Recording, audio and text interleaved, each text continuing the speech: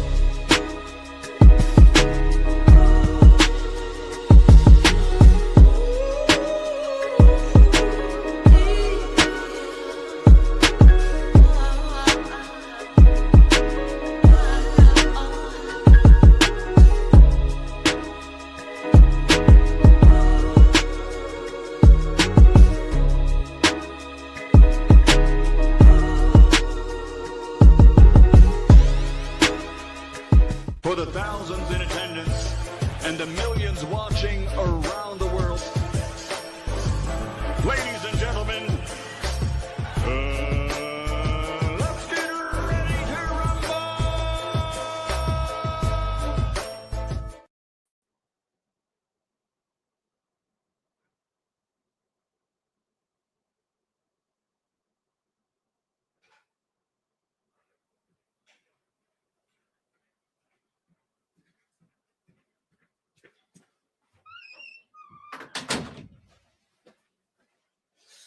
Yo, what's good?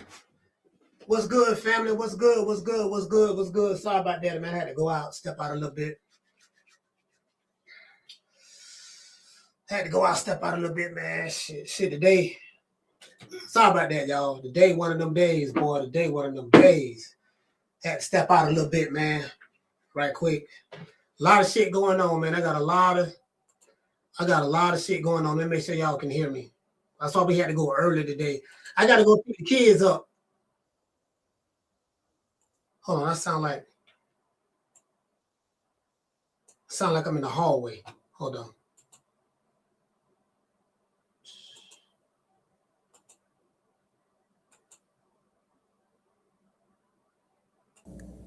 Oh damn! Why do I? Hold on.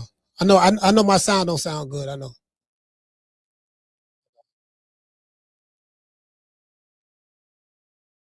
Okay, I sound better. I sound better now. I think I sound better now.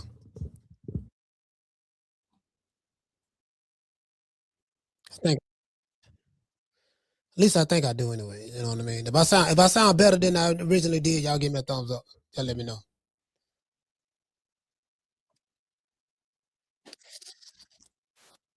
I'm glad I got this goddamn pillow right here, dog. I'm glad I got this shit right here. I told y'all I got.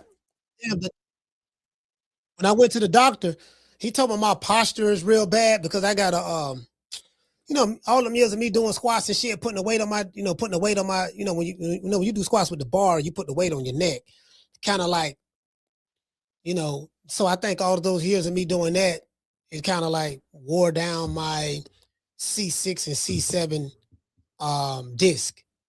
So doctor said I'm having issues with that right now. So he was like, man, that's what it is. I have to go to a chiropractic doctor and see what they talking about. It hasn't really been hurting as much as lately, but they told me to keep my posture right. So I gotta like put some, you know what I mean?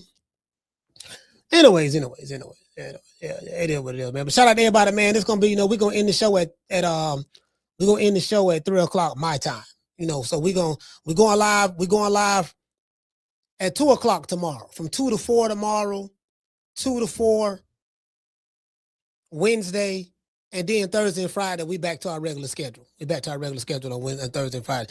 I just got so much shit going down right now, man. So much good stuff, and I'm not at liberty to speak about it because I'm in the process of doing it, and everything is good, and the team is coming together, and this shit I'm doing have nothing to do with boxing. It's really the amount of money that's in it. The amount of money that's in it. It can, it's shit. I'm gonna make way more money than what I'm doing here. Like here with the boxing, I'm doing this part time. So, now if I was to do this full time, like really, really, really, really go in full time, but I just, it just, it gotta make sense. It just gotta make sense. And I'm just like, yeah, get what I'm saying? So, right now, it's all about working smarter, not harder. I'm figuring out a way to work smarter.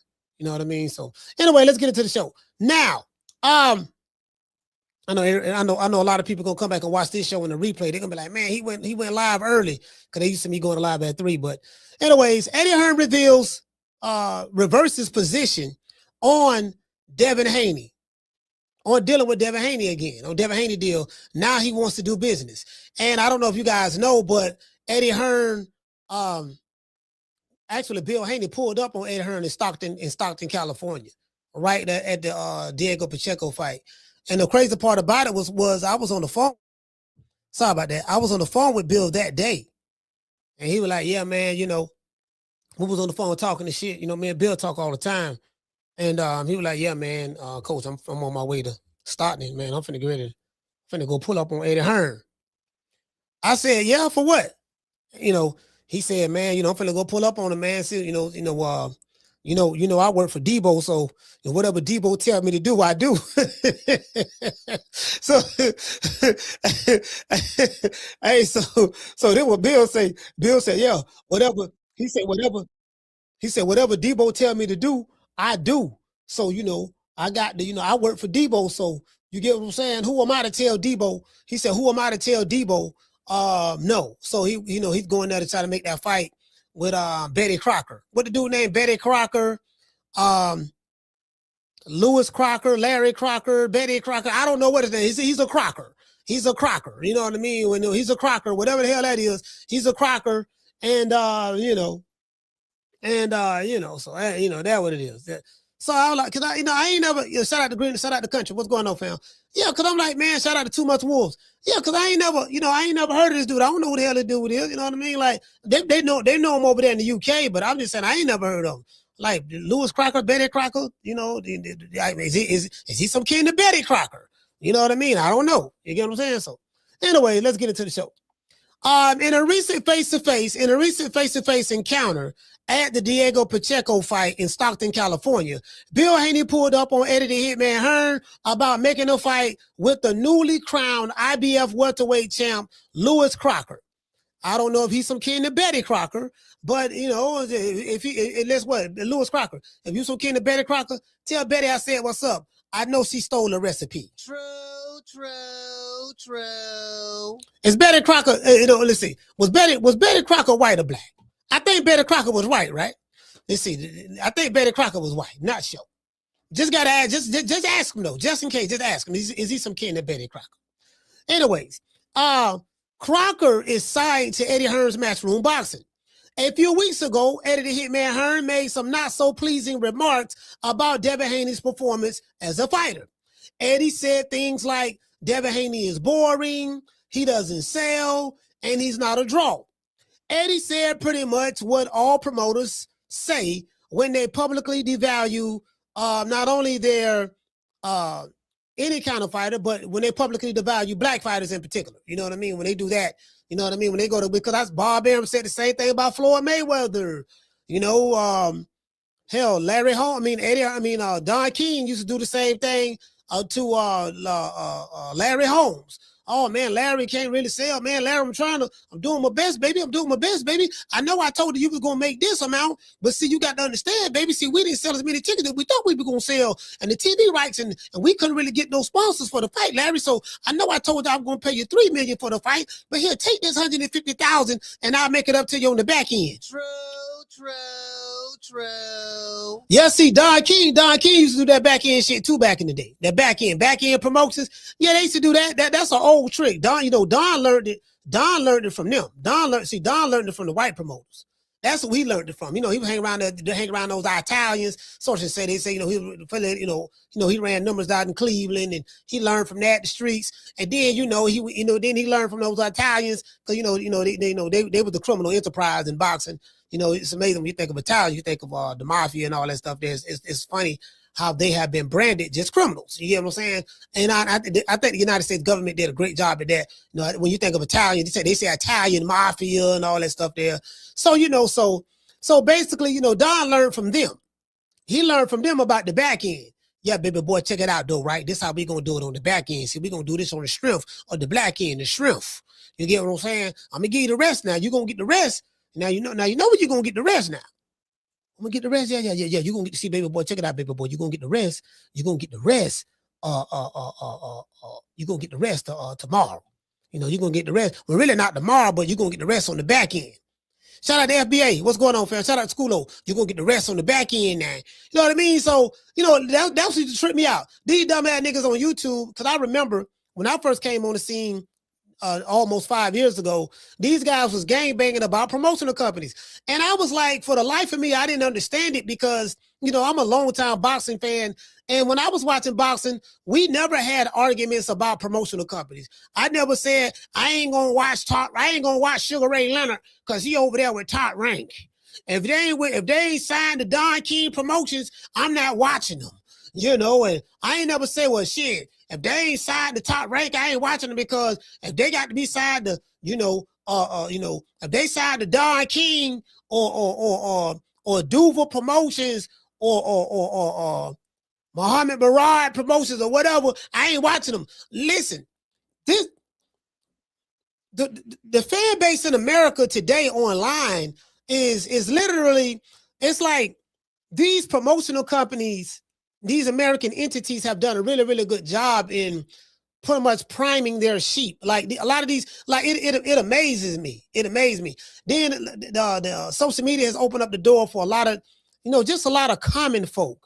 Dudes who working at Amazon, people who are cashiers at a gas station, dudes who want to be rappers at almost 40 years old. You've been rapping since you were a teenager. Shit ain't popped off yet.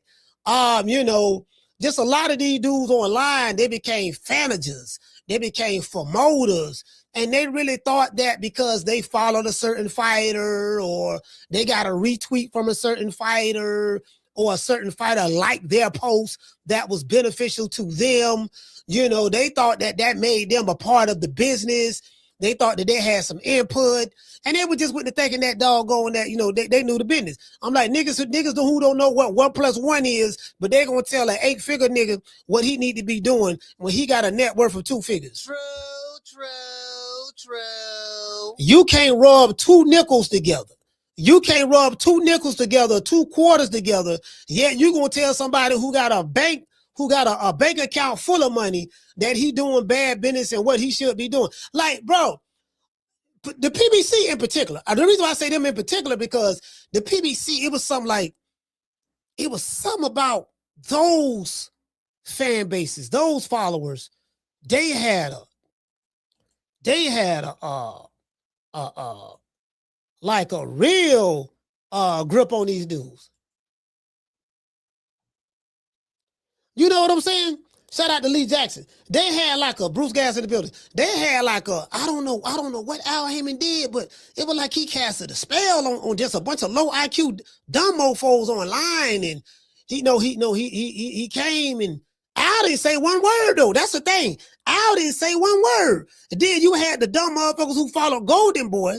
You know, pretty much a lot of the Chicanos and the Mexican Americans or whatever. They were like, yeah, we pro Golden Boy, and you know, F the blacks over there and over here. No, we ride with us, the Ryan Garcia crew, and then you and all of them pretty much ran with like the racist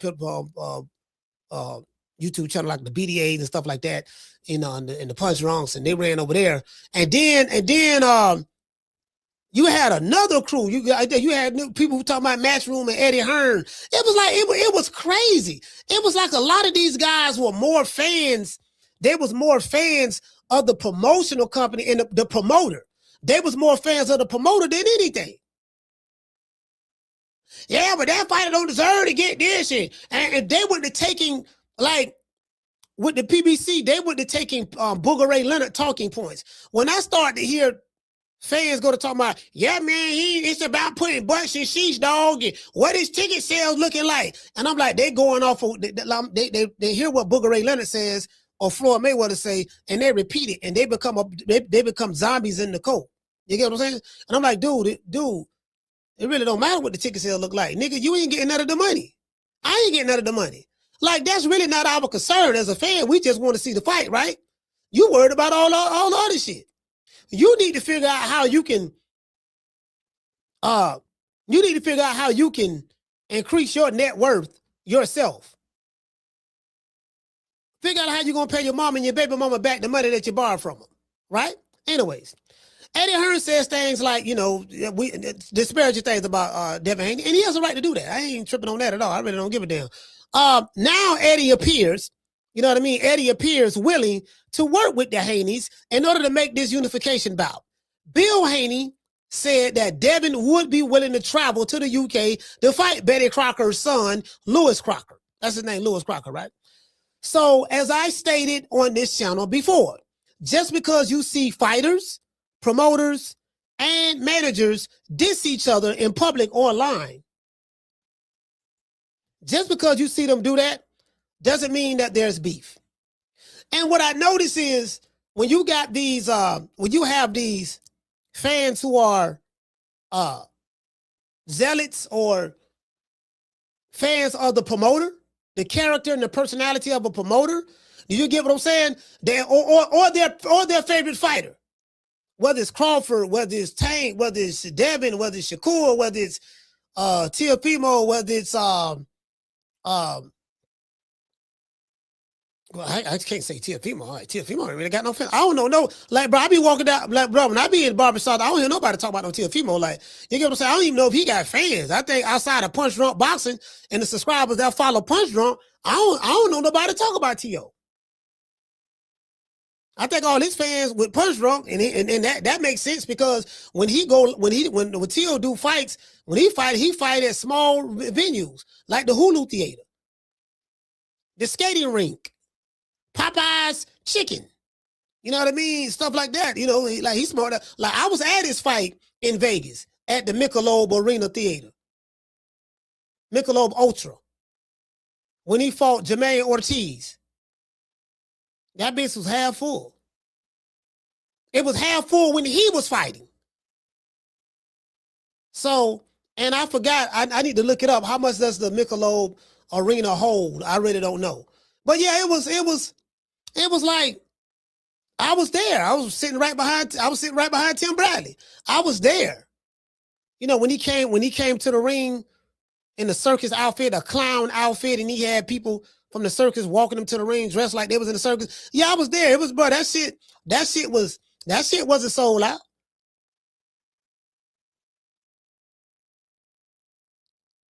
Shit, that shit, it was probably like maybe 3,500 people there. I'd say about 3,500. Something like that. I don't know what it hold, but it was like maybe 35, 4,000 people. Like it was a lot of seats. It was a lot of seats that was, like you could see, okay, shit. Probably about 1,000 to 1,500 seats empty in there, something like that. Like, okay, yeah, you can see, you know what I mean? Oh, all right, yeah, I see what's going on. Yeah, you dig? Yeah, you get what I'm saying? So the man ain't never been no draw.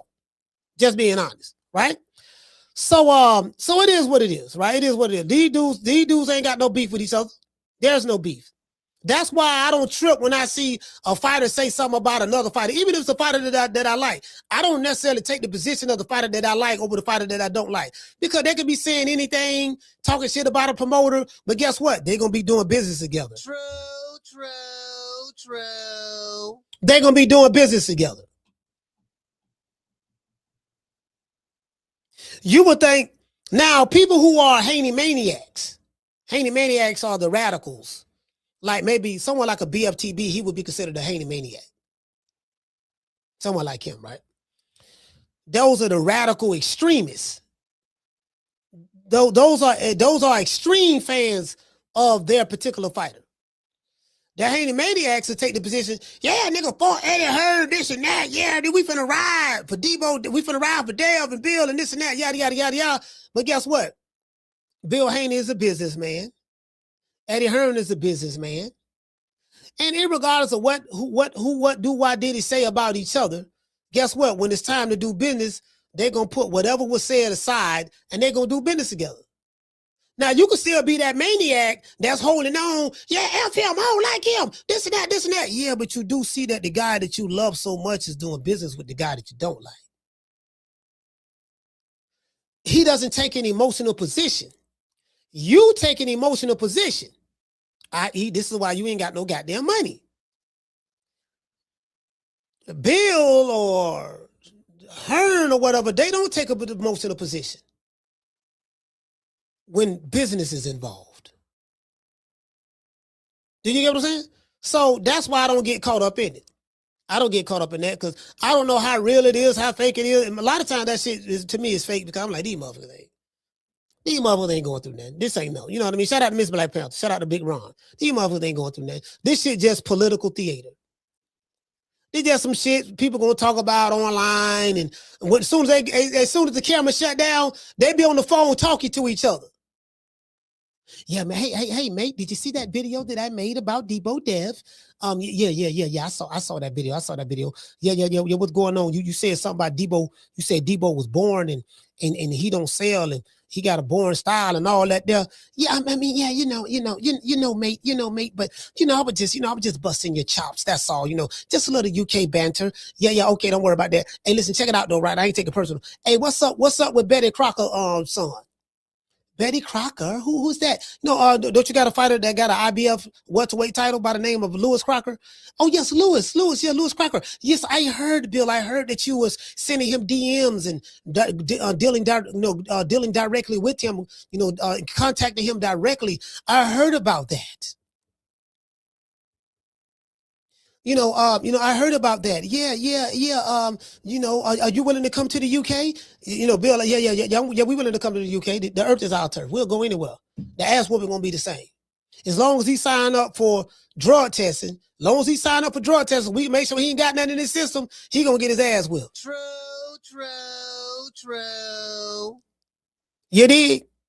So, as I said before, that's what it is. As I said before, there is no beef with these guys. If that were the case, could you explain to me why Eddie Hearn is seen having a cordial conversation with the guy who you fans swear to God that they don't like?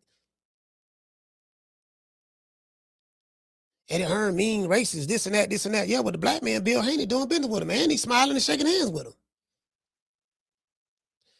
Because Bill understand this. If he's racist, I'm not saying Eddie Hearn is racist. I don't know. If he's racist, I don't give a damn. He still got to pay me.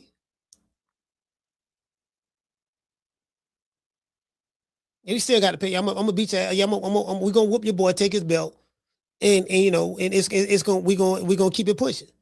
We're gonna get paid, deposit the checks, and move on. And guess what? And talk like ain't nothing ever happened. True. You get what I'm saying? And talk like ain't nothing ever happened. The online boxing fans are being taken for an emotional ride in order to support a certain narrative that's being pushed by the machine. Let's look at the video and the comment section in order to see what the people have to say about this matter. Let's give everybody in the chat a round of applause. Yeah. You get what I'm saying? So, it is what it is. So, I always look at it for what it is. Big John don't say Eddie will make the Crocker fight in a heartbeat because Devin will agree to fight on the zone again. Yes, he will agree to see, and this is the beautiful thing about being a good free agent. There's a difference between a good free agent and a bad free agent. I'm going to tell y'all. Shout out to Big John Doe. Shout out to Miss Black Panther. Oh, you changed your name? Akila Kareem. Okay, Akila Kareem. Okay, Akila. I'm gonna call you that then. Shout out to Akila. Shout out to Green Eyes P. Shout out to Daniel. What's going on? I don't know why this thing keep freezing, but that's okay. It can freeze all it wants. Shout out to Big Ronald Franklin. Big Ron. Yep. Shout out to Kendall Price. Kendall, what's going on? My shit is freezing. Freezing up. I don't know why it's freezing up like that. It's cool.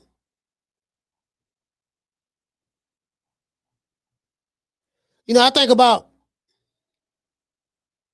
I just, you know what? I just ran across something somebody sent me. I just ran across something somebody sent me. A brother sent me. You know, this is. And we got to always remind them. Do y'all remember this? This was press conference. Terrence Bud Crawford, Saul Canelo Alvarez. Do y'all remember these words? I want all the people in the stands that booed me. They gonna cry when they go home. Hey,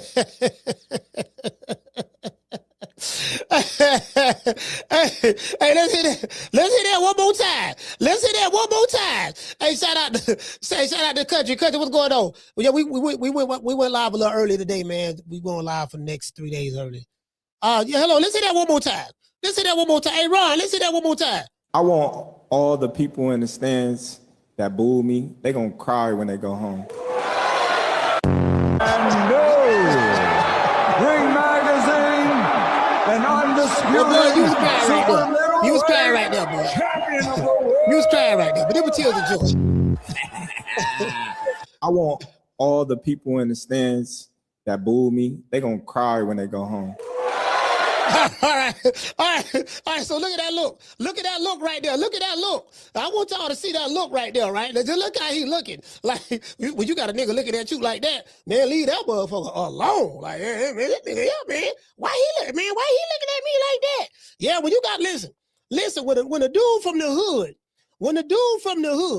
is looking at you like that, when the dude from the hood is looking at you like that there, Lord have mercy. Lord have mercy. But best believe he mean business. Now, what we finna do? What am I looking for? I'm looking for the dude who cried.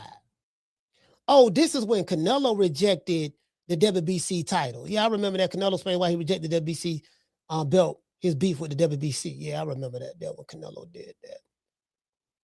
Yeah, his fans ain't gonna admit that though. They don't wanna.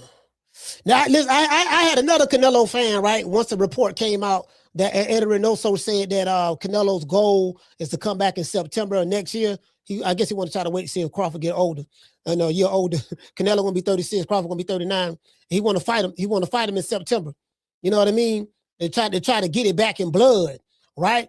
So I had a Canelo fan. Well, like, yeah, you know what I mean? Fuck that nigga. Like, Canelo's still an A-side. Crawford don't bring nothing to the table. This and that. Typical Cinnabon bullshit. Typical Cinnabon bullshit. You know, and I say, well, and I ain't got but a GED, but I got a master's degree in common sense. I say, well, if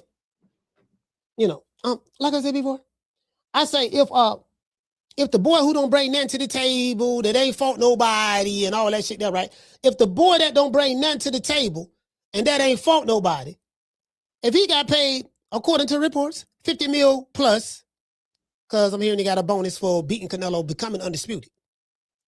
If he got paid according to, reports or whatever, because Bud said he made 10 million.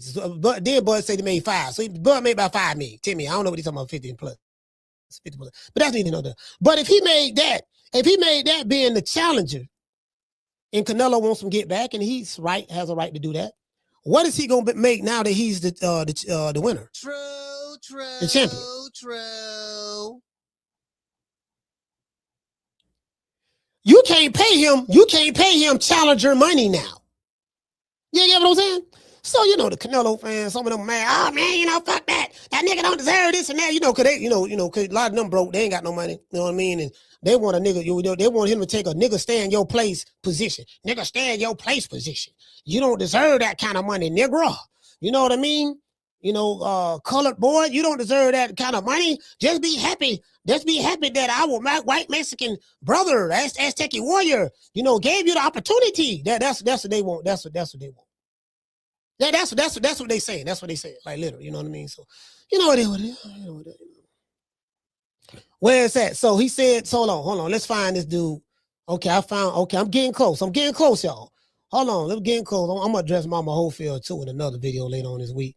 Gotta get on Mama Holyfield. Them be some of the best shows right there. Me defecating on Mama Ho. Love defecating on Mama Ho. Love it. I love it. I love it. I love it. I love it. I love shitting on Mama Ho. Ain't nothing. That's my favorite hobby. Smoking weed and shitting on Mama Ho. Where is that? Where is that? Where is that? Where you at, buddy? Hold on, y'all hold on now. I'm gonna find it.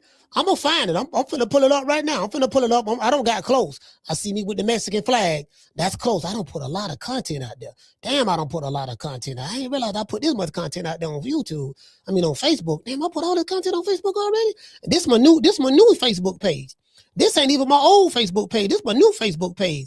Okay, I'm getting close. Okay, I see the interview with me and Bud. Getting close. All right, I see that. All right, let's get a little closer. Damn, boy, why is it way? I wish it was a way I can get to this. All right, this that's me and Bud. Okay, that's us at that one is basketball court. Me and Amari Horwick. Let's see, where's the one? So that's me, Shakur, and what's my main man name? From Oakland. What's the dude name from Oakland? I forget. Andre Ward. Yeah, Andre Ward. Yeah, okay, let's see. Yeah, hold on, man. Hold on. I'm trying to find the dude that was crying. I'm trying to find the dude that was crying because, you know, he said I'm gonna make him cry. And there's a dude that was crying. He said, Canelo. No, come on, Canelo, darling, Canelo. He was crying and shit. I'm like, God damn, boy, said he won't make these niggas cry. I thought he was just, you think that nigga that be talking. Like, man, he made that motherfucker cry for real. That dude looked like he was in his 40s crying. Slam. I think his wife was recording him. His wife was recording him. You were like, my mama told me not to marry you, bitch ass. She told me you was a bitch. I mean, you know why I married you? Doing all this goddamn crying like a little hoe. You know what I mean? Let's see. I can't find it. Oh, he better be like, did I pass it? I couldn't have passed it. I think I passed it. What date is this? Oh, that's August. Yeah, that's August. Yeah, I don't pass it. Yeah, I don't pass it. Hey, shout out to Kendall. Hey, Kendall, what's going on? Yeah, I got a fine buddy. I got to find him. I pass it. I've been going too fast and I don't pass. I got a fine buddy. There's no way I'm not going to start this show without finding a buddy. I got to see this dude crying because I just want to get a man hope. He can call an old boy. He can call Coach Malachi, call an old boy. I just want to give him hope. It ain't that serious, fam. You was just a little bit too emotionally invested in it. You get what I'm saying? If you had to know that Canelo won't be there, we had to know that. You get what I'm saying? But, and I get it, man. Don't take it personal, fam. Canelo made a lot of money. Crawford made a lot of money. You get what I'm saying? Don't take it personal, fam. You know what I mean? Right here, you see Canelo right here. You see him right here. Hold on. Yeah, don't take it personal, fam. It ain't that serious. Don't take it personal. You see him right here. You see Canelo right there. He took it good. He took it good. Put his hand on Crawford, introduced Crawford to his lovely daughter. See, he didn't. Canelo ain't take that L bad. He don't want some L's before. He don't got whooped the beat before. He know what it feel like to lose. So he didn't really take it bad. Oh, here you go right here. There you go. There you go. All right. Okay. Let's go back. Now, hold on. Let's go back now. Let's do this. Let's do this one more again. I just had to throw this out there before we get into the show. I want all the people in the stands that boo me, they gonna cry when they go home. All right, he said they gonna cry when they go home. All right, this guy right here, I guess he started crying at home.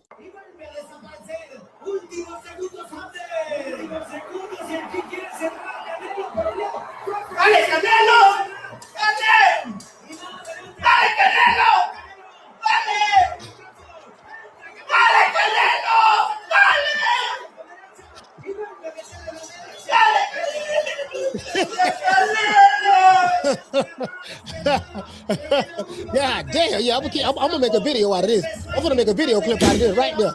Yeah, I'm gonna make a video clip. Yeah, I'm gonna make a video clip out of that there. Just in case El Chapo want to get out of line, I'm gonna make a video of this here just to remind you El Chapos, look here now. Remember what happened last time now? Remember y'all got out of line? You were talking real sporty. Remember what happened last time now? Don't make that happen again. True. Yeah, don't remember what happened last time. Now, don't do that again. Now, don't make that happen again. Now, you know what I mean? Just charge it to the game. Charge it to the game. Y'all need to call that boy Nello and say, look here, man, leave that boy from Omaha, Nebraska alone, man. It's over with, man. Just let that go. It's over. He beat you. A welterweight moved up, beat you, took your belts. You know what I mean? Beat you in front of the ancestors.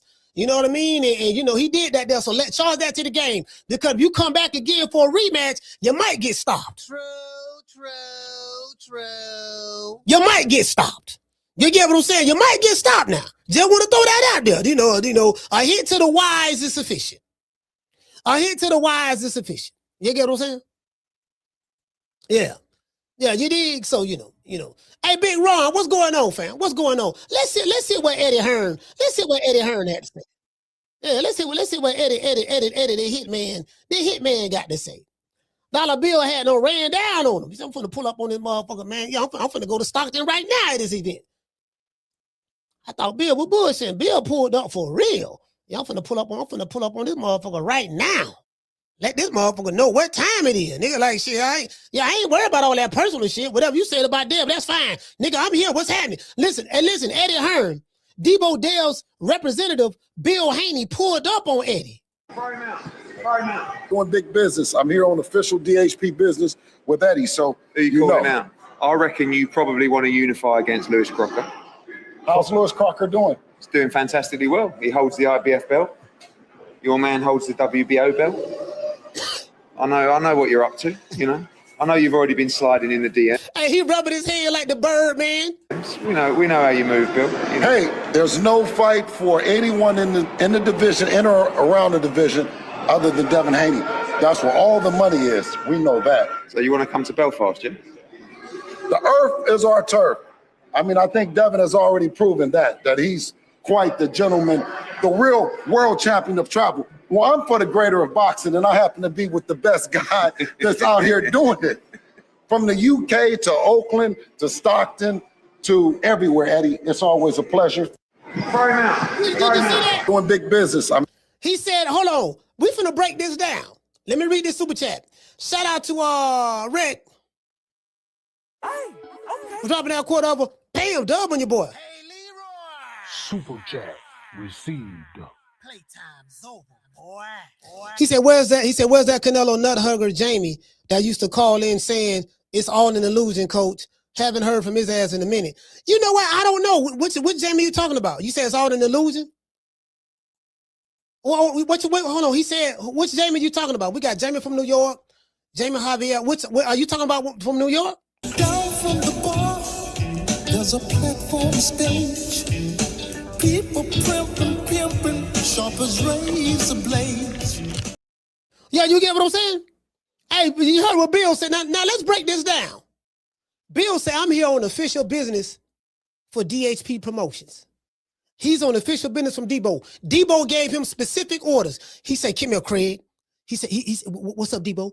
I need you to go find Eddie Hearn. Tell him that I'm looking for Betty Crocker's son, Lewis Crocker. And I want that belt. Tell him I said that. And Bill was like, okay, Debo, I'm finna get there right now. So whatever Debo tells Bill to do, he go do it. True. He said, I'm on official Debo business. I'm here on official DHP business with Eddie. So who you calling now? I reckon you probably want to unify against Lewis Crocker. How's Lewis Crocker doing? He's doing fantastically well. He holds the IBF belt. Your man holds the WBO belt. I know. You see. Now you see Eddie Hearn smiling. You see Dollar Bill smiling. I know what you're up to, you know. He said, I know what you up to. Then Dollar Bill look at the camera and he's rubbing his hands like the Birdman. The man is rubbing his hands like the Birdman, fam. I know you've already been sliding in the DMs. He said, I know you've been sliding in the DMs. He been sliding in Lewis Crocker, Betty Crocker's son, DMs like he was a hot date and he trying to get with her. True. Hey, shout out to Kendall. Ron, what's going on? Hey, look here. Hey, listen. He slid in the DMs like, you know how dudes slide in the female DMs? Like, hey, baby, how you doing? know my name. You know who I am. Like, bro. Listen, Debo Deb looking at. Hey, Rod. Debo Deb looking at Betty Crocker's son, Lewis Crocker. They looking at him like he fool. He say, slide in the DM like Diddy. Take that. You know, hey, look here, baby. Hey, Lewis, how you doing, baby? Like Gold did in the Mac. Yes. Who are you? My name's Bill Haney, baby. You never heard of me? You ever heard of Bill? Bill Haney? Yeah, you that loudmouth father from America, right? Yeah. I don't know about the loudmouth, but I am from America. But how you doing, brother? You doing all right? You know, I see you the champion right now. Congratulations, champion. You're a great champion. You know, the people of the UK should be very proud of you and your accomplishments. You know what it's like to fight on this level. You get what I'm saying? And you did it, baby. Look here, baby. Have you ever heard of Debo Dev? Yeah, I heard of Devin Haney. No, Devin Haney. Have you heard of Debo? Debo now? Who is Debo? Well, Debo Dev is he is the new improved version of Devin Haney. Devin Haney passed away last year. Right now, this is Debo Dev. This is a new Debo. And baby, I got some jewelry. You got some jewelry. Would you like to put your jewelry together with my jewelry, and we can be one big happy family? So Betty Crocker's son, Lewis Crocker, rubbing his hand like, I don't know, man. Eddie Hearn told me to start. He told me you'll be trying to holler at me.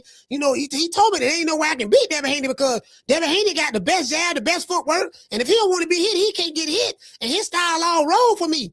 He said, is that what Eddie told you, baby? Look here, baby. Check this out.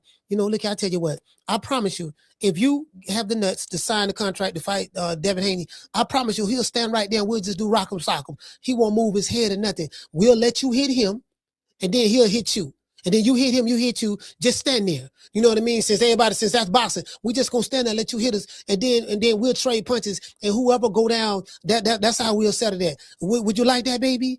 Yeah, I would love that. Okay, baby, well, now let me tell Eddie that you slid him a DM. So he slid. And Betty Crocker's son DM like he was like he was a $2 hoe trying to holler. True. Shout out to Tina. Slid in the man DM trying to holler, trying to find something for Debo. You did, Debo trying to get him a little something for what I'm hearing. I don't know how true that is. We know how you move, Bill. Hey, there's no fight for anyone in the division, in or around the division, other than Devin Haney. That's where all the money is. We know that. So you want to come to Belfast, yeah? So he said he wanted to come to Belfast, and guess what you didn't see? You didn't see them throwing hands at each other. You didn't see them yelling and screaming at each other. You didn't see them doing none of that. Now, you might see some Haney maniacs and some Eddie and some Matchroom fans yelling and screaming and all that stuff there, but guess what? Bill Haney ain't screaming because he don't take on the personality of the Haney maniacs. And Eddie Hearn ain't screaming because he don't take on the personality of the Eddie maniacs. It's just business as usual. Personal with you, but business as usual for them. You dig? So it is what it is. Nice to know that two gentlemen can come together and set their differences aside for the greater good of the sport.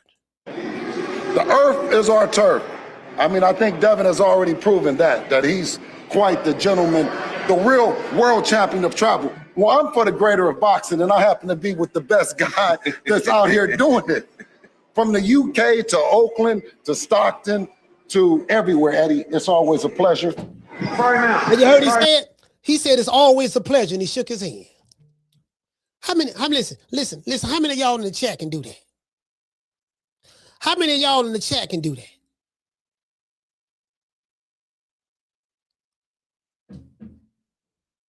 Nigga, I don't like him. You better not come to the fight. I got shooters on me. I represent DSP, Devin Haney. I represent DSP. I represent Eddie Hearn. We don't like you. Well, according to Eddie Hearn and Bill Haney, they sitting there talking, smiling, shaking hands, and getting ready to do business together. They not taking your emotional broke ass position. You did? True. They not taking your emotional broke ass position. Niggas counting money that they ain't gonna get or see. Representing a fighter that you ain't got no contract with. Just gotta throw that out there. Jamie say, Coach, they all friends behind closed doors. Yeah, I already know that. I know that, fam. It's business. Even if they're not friends, they don't necessarily have to be friends behind closed doors. They just, businessmen look at things differently. I don't have to be friends with you to be in business with you. Shout out to Sheila. Sheila, what's going on? I don't have to be friends with you to do business with you. It ain't necessarily about friendship. It's about taking a position of business. It's about taking a position of business. That's all it is. Nothing more, nothing less. We're not here to get involved in your emotions. Well, I feel like this. I feel like that. There's nothing wrong with you feeling the way you feel. As a matter of fact, hold on. Nothing wrong with that. I just like the fact I was on the phone with him and he said, I'm finna pull up on this mofo. He pulled up on him. Wherever you at, that's where I'm at. You know, they say Bill like the candy man. You say his name 3 times, he just appears. Eddie Hearn probably like, God damn, that motherfucker done pulled up. Now he probably knew Bill was there because they probably called him, hey, Eddie, yeah, what's up? Yeah, man, we got the dude, light-skinned dude, say his name Bill Haney. You know who he is? Oh, yeah, that's Bill. Yeah, we tell him he need to pay to get in. No. He's going to tell him to come around back. Bill, just go. Matter of fact, hold on. This is him right here. Cello. Hey, Eddie, what's going on? This is the best promoter in the land. Bill Haney. What's going on with you? Yes, Bill, I know. Are you up front? Yeah, I'm up front. Bill, just come up. Don't worry about it. I had the security walk you here to the back where I'm at. God damn it, why this nigga came here? Shit, I wanted him to pay for a ticket. What do you say, Eddie? No, I was just talking, Bill. I was just talking. Just I have my security bring it to the back where I'm at. True. They might have Bill arrested for stalking charges. This nigga stalking.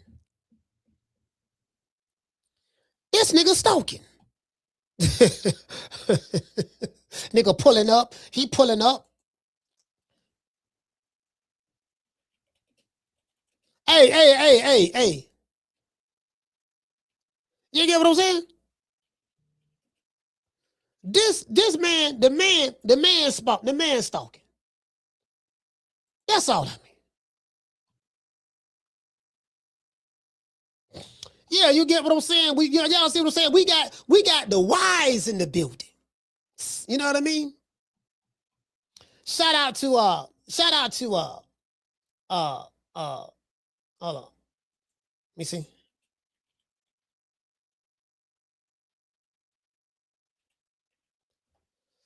Shout out to Raymond. Raymond, what's going on, fam? Big Ron in the, he said, Bill, I chill, getting it since all Tank and little buddies want to do is talk. Yeah, want to see that nigga fight nobody. We don't want you to fight, dog. We want you to fight, dog. Shout out to doggone man, Miss Sheila, man. Akila, say friendship is friendship, business is business. Facts. See, you know what? See, y'all don't know. See, y'all don't know. See, you got Akila right here, right? We got Akila, the lovely Akila. Akila, you know what I mean? Akila is I knew a sister when I was in the NOI. Her name was Akila. Akila. Well, and my granddaddy who taught me, his name was Kareem. Kareem means generous, noble servant, something of that sort. Akila means like wise and intelligent. You get what I'm saying? Knowledgeable. Yeah, pretty much like wise, intelligent, knowledgeable. When you put the two names together, it's kind of like wise, intelligent, knowledgeable. Hold on. Y'all hold on.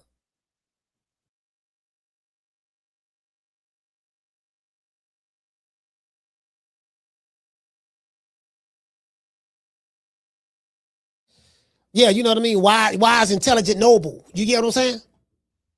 Yeah. Yeah, you know what I mean? So.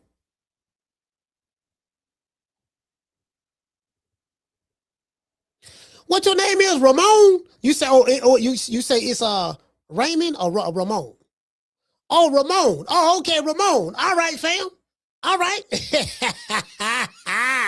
I just had to make sure. You know what? You're right, because Raymond won't have the E on it. It's Ramon. Ramon. Is it like ramen noodle? No, I'm just bullshit.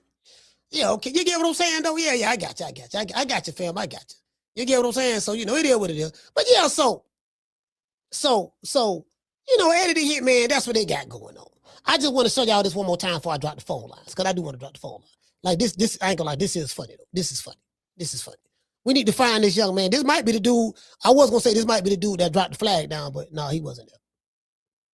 I want all the people in the stands that booed me, they gonna cry when they go home. So when you see a dude got a look on his face like that, leave that nigga alone. I got some experience from this. I'm telling you, I know what I'm talking about. Leave that nigga alone. All right, let's go. They're gonna cry when they get in the car. Okay.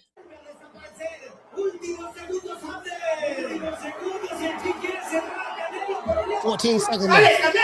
Dale, he told him to dale. Let's go, Canelo. Let's go, Canelo. Let's go. Let's go.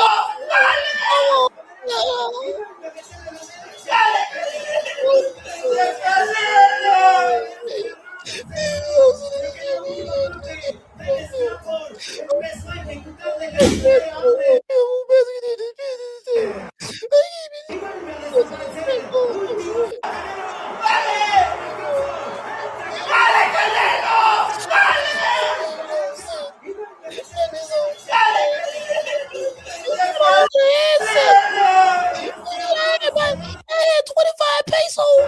Waited on you, Canelo.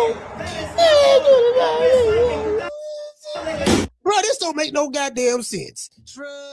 Nigga sitting there crying, fam. Bro, the man sitting on, oh my God. Lord have mercy.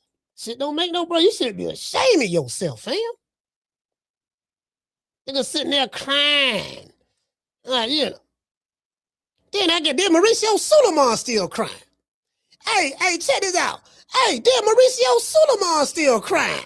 He's, bro, listen. You don't took the belt. You don't strip Crawford of the belt. He's still the undisputed champ. Don't matter. You got the belt. History is made already. He might not currently be it, but history is made already. He beat, everybody know he won the belt. It is what it is. That's fine. But you on other podcasts crying. Oh, you know, it's just so sad. It's so sad what Crawford did, and it's just so sad. And he stiffed us on the Marjamal fight. Why he stiffed you for the Marjamal fight when he fought, when Marjamal had the WBA title? Yeah, but we tried to find a way to get some sanctioning fees, so we just came up and gave him the we put the intern WBC title belt on the line for him. Okay, well, ain't nobody asked y'all to do that shit. Y'all did that because you wanted to, because you were trying to get some sanction fee. So Bud saw what it was. Well, look, baby boy, I ain't asked for that. You know what I mean? This dude got a real belt, and ain't nobody had no intern belt. I wouldn't even fight for that. I'm fighting for this. Get this sanction by the belt right here. You just made up some shit. You made up some shit. So now you want me to pay you for that, which I ain't even asked for that. Then I beat Canelo at 2 weight divisions higher. And you talking about, yeah, man, you know, you and Oscar, yeah, you know, you forgot how you got there. You forgot who made that possible for you. No, he didn't. They took out of sheet. True. No, you listen, you forgot how you got there. And then Oscar I got a video of Oscar talking about how much the sanction about this ain't no good, and the ring belt is the real belt and all that stuff there. He's saying that at one breath, but then out the side of his neck, he's saying something else as it relates to Crawford. So he probably like, do as I say, not as I do, boy. True. He probably like, look here, boy, I don't need you Negroes getting out of line now. See, this what they saying. I'm finna tell you this what they said. This is what they saying with the Crawford. This is what they saying. And I'm just gonna call a spade a spade. I really don't give a damn. Now, you Negroes now this is the head Negro right here, because he's the one that's doing the real legacy stuff. This Negro got 5 division world champion, right? 3-time undisputed champion, right? He done broke the bank.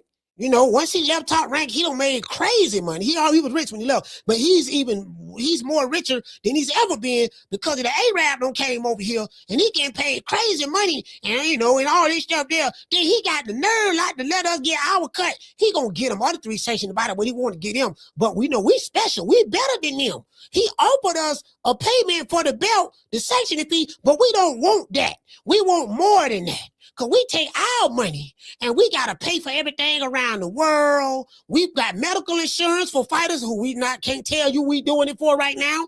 We help retired fighters. We can't tell you any of the retired fighters we help right now. And it's going to my pappy's charity fund that's set up in my daddy's name that's over me. So, you know, don't worry about that there, baby boy. Then we ain't got to show you proof of what we doing with your money. We just gonna you just pay it. Everybody else pay it. True.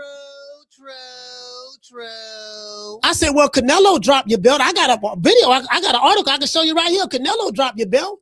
Canelo went against y'all some years ago. I got it right here in black and white. Oscar De La Hoya, here go Oscar right here. I said, why is Mauricio still crying about this shit? Nigga, it's over with. Ain't nobody talking about this shit no more. He's still crying. Listen, Mauricio's still crying. It is very unfortunate. I feel so bad, so sad. Now, this was hours ago. I think it was yesterday or some shit like that. Right? I don't know. Yo, yesterday. That it has come to this. Terrence, he said, what's sad about it? I feel so bad. What you feel bad about? You know what you feel bad about? Damn, I ain't getting them 300,000 plus another 100 and something thousand. We're trying to get over 400,000 from this nigga. Shit, he ain't fall for it. A tremendous fighter, without a doubt, one of the best of this era, one of the best fighters I have ever seen. Undisputed champion in 3 weight categories. He has been a champion for 12 years. And it is very unfortunate. Everything is being shaped into the money aspect. Oh, okay. Hold on. You the one brought up money. But it's the irony, my nigga. Did nobody say nothing about money but you? You brought money up in your video. You made $50 million. You made $50 million. That's more than enough money. Look, you from Omaha, Nebraska. That's more than enough money, Terrence. You know the WBC, we have rules and regulations and procedures. You still owed us from the Matchroom fight. What? That wasn't for no WBC title fight. No, it was for a WBC intern. We threw that in there so we can get a cut of the money of the fight. I ain't asked y'all to do that. That's not the point what you asked us. You supposed to pay us for that, and then you stiffed us again on this. I didn't stiff y'all. I offered to pay y'all. I know, but the money that you offered to pay us, we rejected. Because we didn't feel that it was sufficient enough for what we need to do. You know, I got to buy me a private jet. I got a mistress in South Carolina. I have a wife. I have grandkids. I got this new Porsche I'm trying to buy. There's a couple of taco trucks I'm looking to purchase on the East Coast. And we had plans for that money. True. Like, oh, okay. True. Had plans, huh? Had plans. All right. I do not wish to talk anything about Bud Crawford. He's champion. I respect him. You said you do not wish to talk anything about Bud Crawford, but the whole thing is the whole conversation about Bud Crawford. When the dude asked you saying something about Bud Crawford, you should have said, I do not wish to talk anything about Bud Crawford. Can we move on to a different question? You could have did that then. You went through a whole soliloquy, crying, complaining, bitching, moaning, hollering about this sad and that sad and all that shit there. Let's continue. The only reason for existence of the WBC are the fighters. However, he did not comply with the rules in the Matchroom fight. You mean the rules that you don't comply with? He did not comply with the rules. You mean the rules you comply with? When a motherfucker mandatory to Canelo, but Canelo's allowed not to fight as mandatory for 3-4 years? Or which one it is? Or you mean the one where you allow certain fighters like Jamal Charlo to not fight for 3 years, but he can hold the belt to be a champion for over 3 years? You pick and choose when you want to apply a certain rule to somebody. How can you respect the dude who don't even abide by their own rules? So don't tell me about no rules. You don't abide by the rules. The rules is subjective to how you feel that day. And according to Rule 6, subsection 34.5. Now, Rule 6 does say that, you are the mandatory and the champion is supposed to fight you within 6 months after winning the belt. However, we amended that rule. And according to subsection Rule 6, which is the subsection of Rule 6, according to subsection 6.0, you normally you would have to fight your mandatory. However, this time the only exception is if you got a whole head cheese sandwich from Mexico, if you bought a whole head cheese sandwich from Mexico, that's the only exception. And then another thing, we're going to raise the limit of the clenbuterol limit. You mean clenbuterol? That's a drug. Those are illegal substances. Yes, it's a legal substance. But since one of our own got caught with it, and we did not want nothing to happen to him because he's cash cow, we're going to raise the limits to allow people to use clenbuterol. But as long as they don't go past this a certain amount, it's okay. All right, okay. So you change the limit to that. All right, and okay, what else you doing? And another thing, we know that Devin Haney is the mandatory, and Jamal Charlo is the mandatory to fight Canelo. So what we're going to do, we're going to make up a French fries belt out of nowhere, just a brand new belt out of nowhere called the French fries belt. Now, this belt is a special designation belt. Now, we do know that Jamal Charlo is the mandatory for Canelo, but we don't like that fight because he seems like a slick black fighter with a good jab, fighters that give Canelo problems. So we don't want Canelo to get embarrassed by this nigga. So what we're going to do, we're going to allow Canelo to duck him and create a French fries belt for him, and we're going to call it a special designation belt. This is the only belt that allows you to duck. Mandatory that we still will not enforce. So we're going to create that belt, and then we're going to do the same thing for Vasily Lomachenko. Devin Haney was the mandatory, the WBC mandatory, the fight Vasily Lomachenko back in 2019, 18, somewhere over there. But he did not want to fight him. For whatever reason, he wanted to fight him because he was trying to chase a bigger fight and becoming undisputed with Teofimo Lopez. Now, in order for him to become undisputed, he need that belt, but what happened was, since Bill Haney, he went ahead and pushed forward and he applied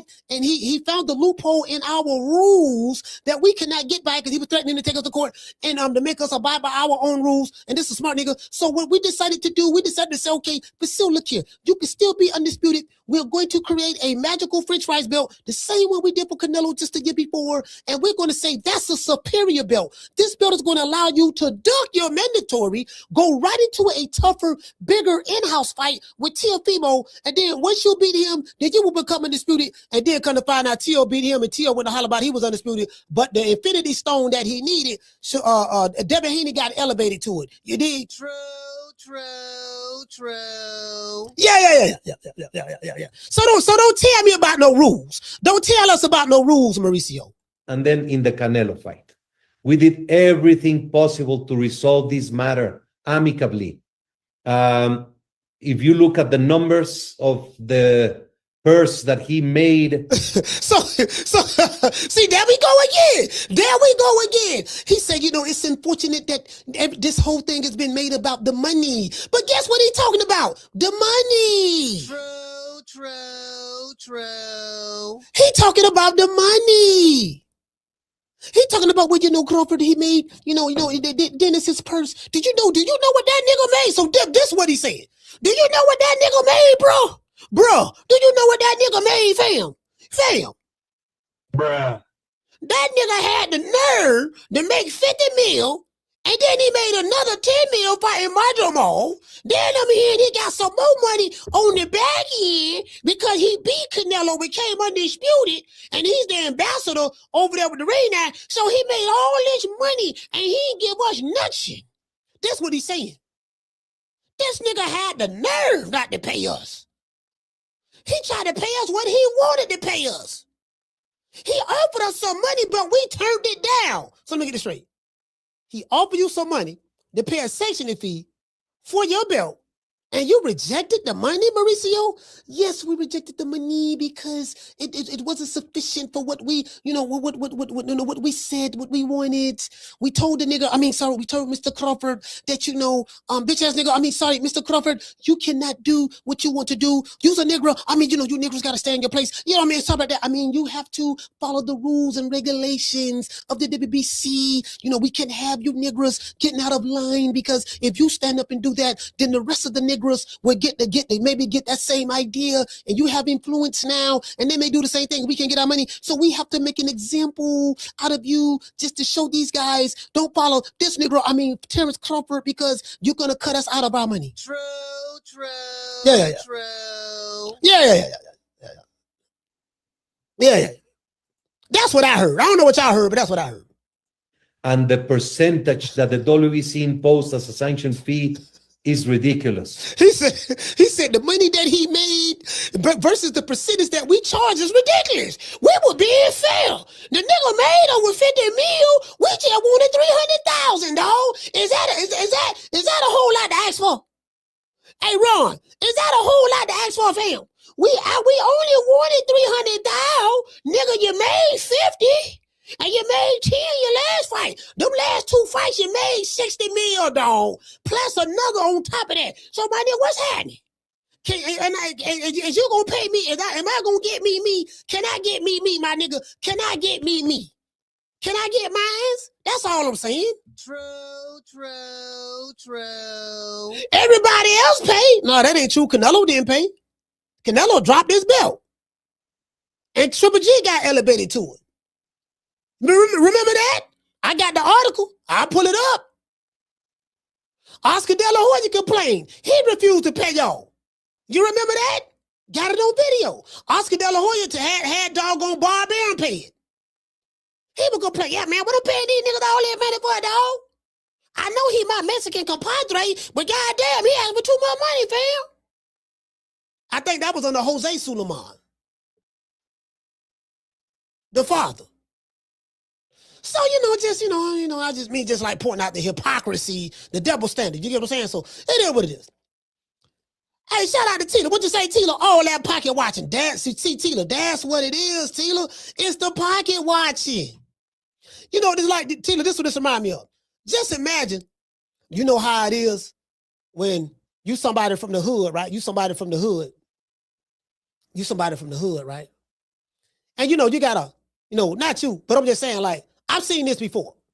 I seen baby daddies, homeboys I know, waiting on their baby mama income tax to come.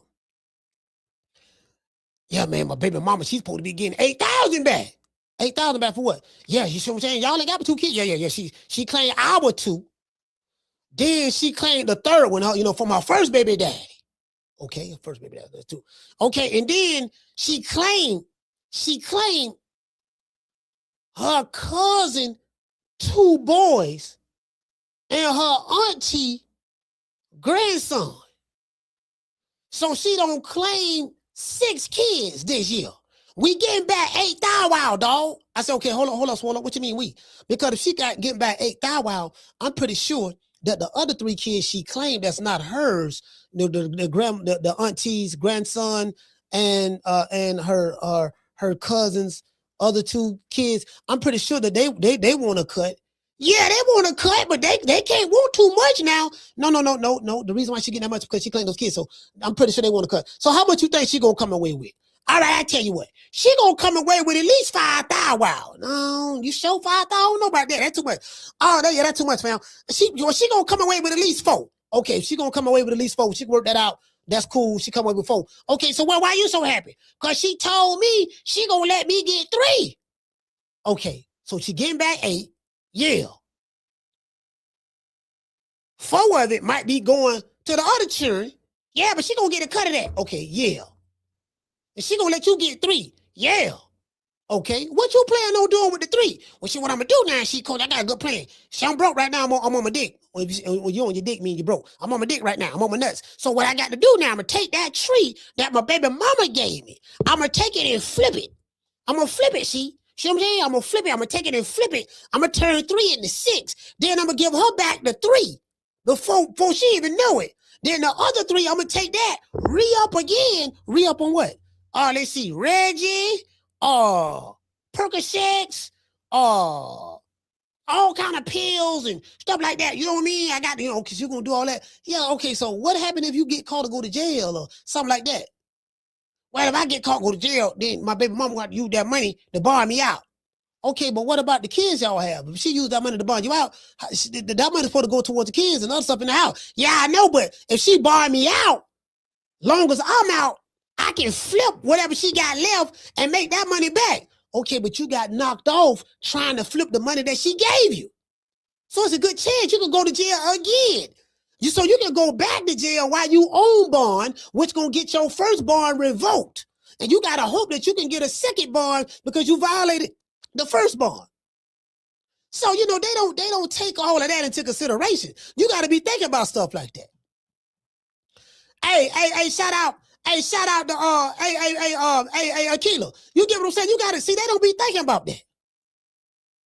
This goes on in every community. You know that, right? It goes on in the white community, the Hispanic community, the Somali community. Because guess what? All these motherfuckers get welfare. They want to make it seem like it's a certain group. No. I looked it up. I looked at the statistics. Whole lot of you. You get what I'm saying? No, y'all want to try to put it on us. No. I looked at the statistics. Y'all, there's a whole bunch of y'all getting them checks and stuff like that. You know what I mean? Yeah, a whole bunch of y'all. Then y'all want to come like, okay, like I was looking at this video, right? True story. Looking at this video. There's a lot of shit going on with the Somali community in Minnesota. And you know, they got this imam, he Muslim, he talking about how Black Americans, Foundation of Black Americans, whatever, right? You know, he talking about how, yeah, you know, these niggas is lazy and they don't want to do A, B, C, and D. And then when they showed us statistics of the government fraud that went on in Minnesota, damn near all the Somalis that's over there, you know what I mean? They committing all the fraud. And I'm like, wait, hold on. You were talking to me about, okay, niggas lazy, this and that, but you niggas scamming, fam. You the biggest recipient of welfare and scamming over there in that city. But you trying to project and paint us like we the bad guy. No, nigga, that's you. Yeah, man, you know, they talking, yeah, man, Trump talking about doing this and doing that. We got to stick together. Man, that ain't got nothing to do with me, dog. That's between you and Trump.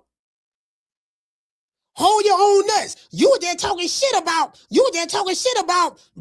just a minute ago. Trump on your ass. Now, yeah, dog, coach, we got to stick together, dog. No. That's between y'all. We ain't got nothing to do with that, dog. Hold your own nuts. True.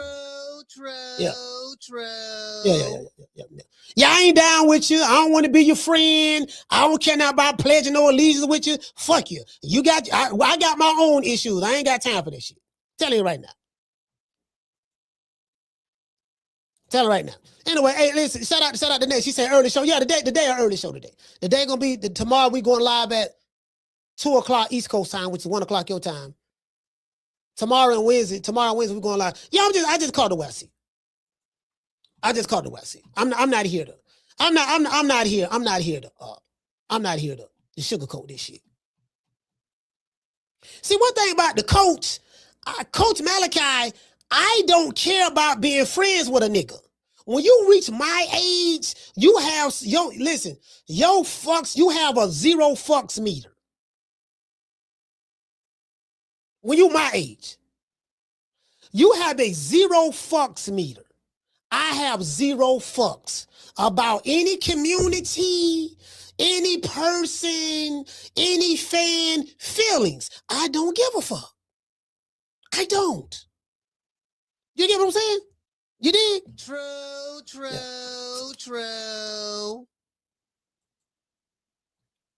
Anyways, phone lines is open. Drop the phone lines because we're going to rock out about another 30 minutes. And we're going to rock out about another 30. If y'all want to call the show, y'all can. If y'all don't, it's cool. We're going to rock out about another 30. Just another 30 minutes. Yeah, but y'all see what I'm saying, though? But Eddie Hearn, but Bill Haney don't pull it up on Eddie. And I like the way Bill handled it. He smiled. Okay, man, it's a pleasure doing business with you. This and that. That's how it's supposed to be done. It ain't now personal. You dig? You want to talk some shit? Call me. Start some shit, bitch. Sup, fool? You gonna talk shit about me, homie? Where you from? Hundreds of niggas is waiting for your motherfucking call, and they all talking shit about you right now. Call the coach at 530-494-9636. We waiting on your bitch ass. Man, nigga. Yeah, man, nigga got to hold his own nuts, dog. Hold your own nuts, dog. Hold your own nuts. Hold your own nuts, dog. I'm just calling the way I see it, dog. Hold your own nuts. That's where I'm at. Hold your own nuts. Ain't got nothing to do with that shit.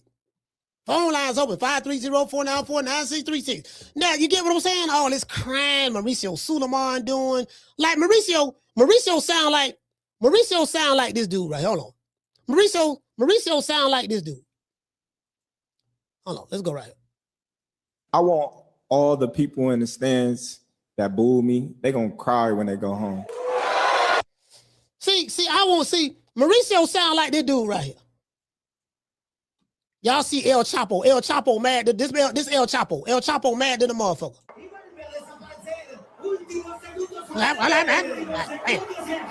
Run them hands on me.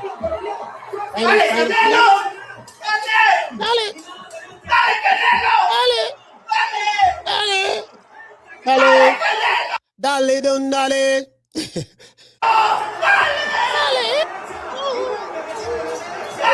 Oh, third leg. Oh, third leg. Why you at the house with my girl? Oh, third leg. My girl don't let me for third leg. I saw them in the bed together. No, you didn't have to do her like that. He parted her like she parted the Red Sea. He was calling his name. Oh, she was calling his name. I've been good to her. I paid all the bills, and this how she do me. This man crying. This man crying like his woman left him or something. Baby. Yes, baby, yes. I'm leaving. You're leaving? Yeah, okay. Call me later. No, I'm leaving. I got the Mexican version of third leg Tyrone named Pablo. This third leg Pablo. Third leg Pablo? Yeah, third leg Pablo. He's the English, he's the Mexican version of third leg Tyrone. I never heard of him. Yeah, third leg Pablo is here. He's here to pick me up. He said to pick me up in a lowrider, and I'm going with him, and I'm taking the kids, and I'm leaving you. Okay, baby, you can go do whatever. Oh, baby, you're crying for me? No, I'm not crying for you. I'm crying because Canelo was losing to this puto. True. Your girl leaving you for your wife leaving you for third leg Pablo. He ain't crying about that. He crying about Canelo. You can't make this shit up. To this day. You can't make it up. Hey, Ron, you can't make it up. You can't make it up. Hey, shout out to Nate. You can't make it up. What I look like crying? What I look like crying?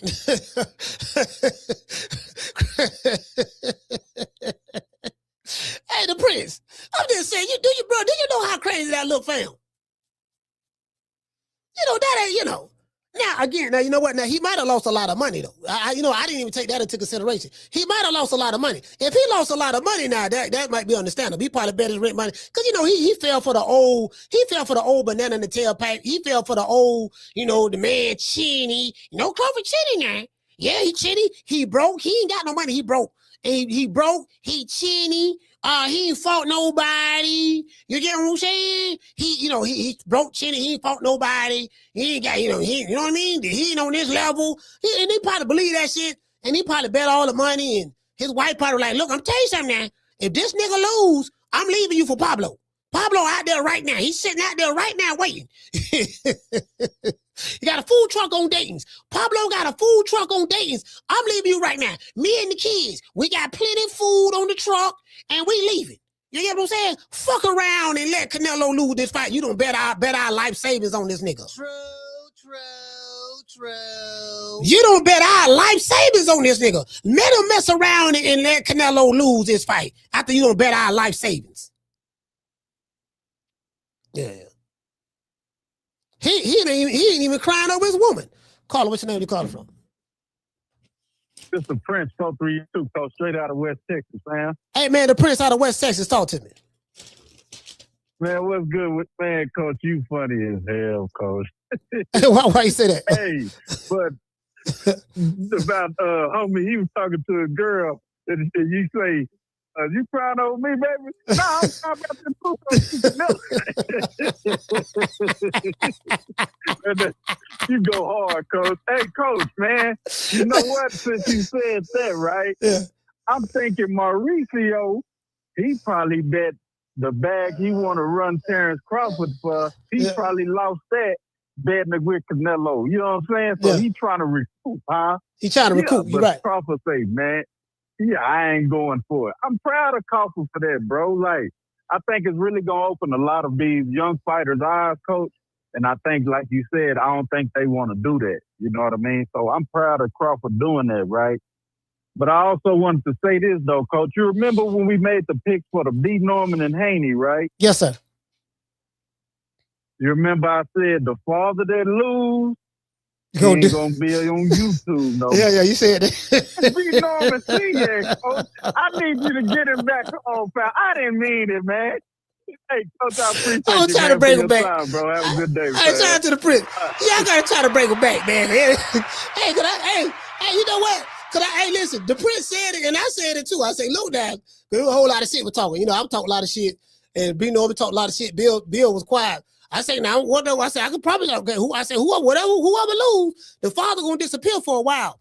I think Brian Norman, he did show up over there on Mill City. So he showed up that night on Mill City. You know, his son in the locker room licking his wounds.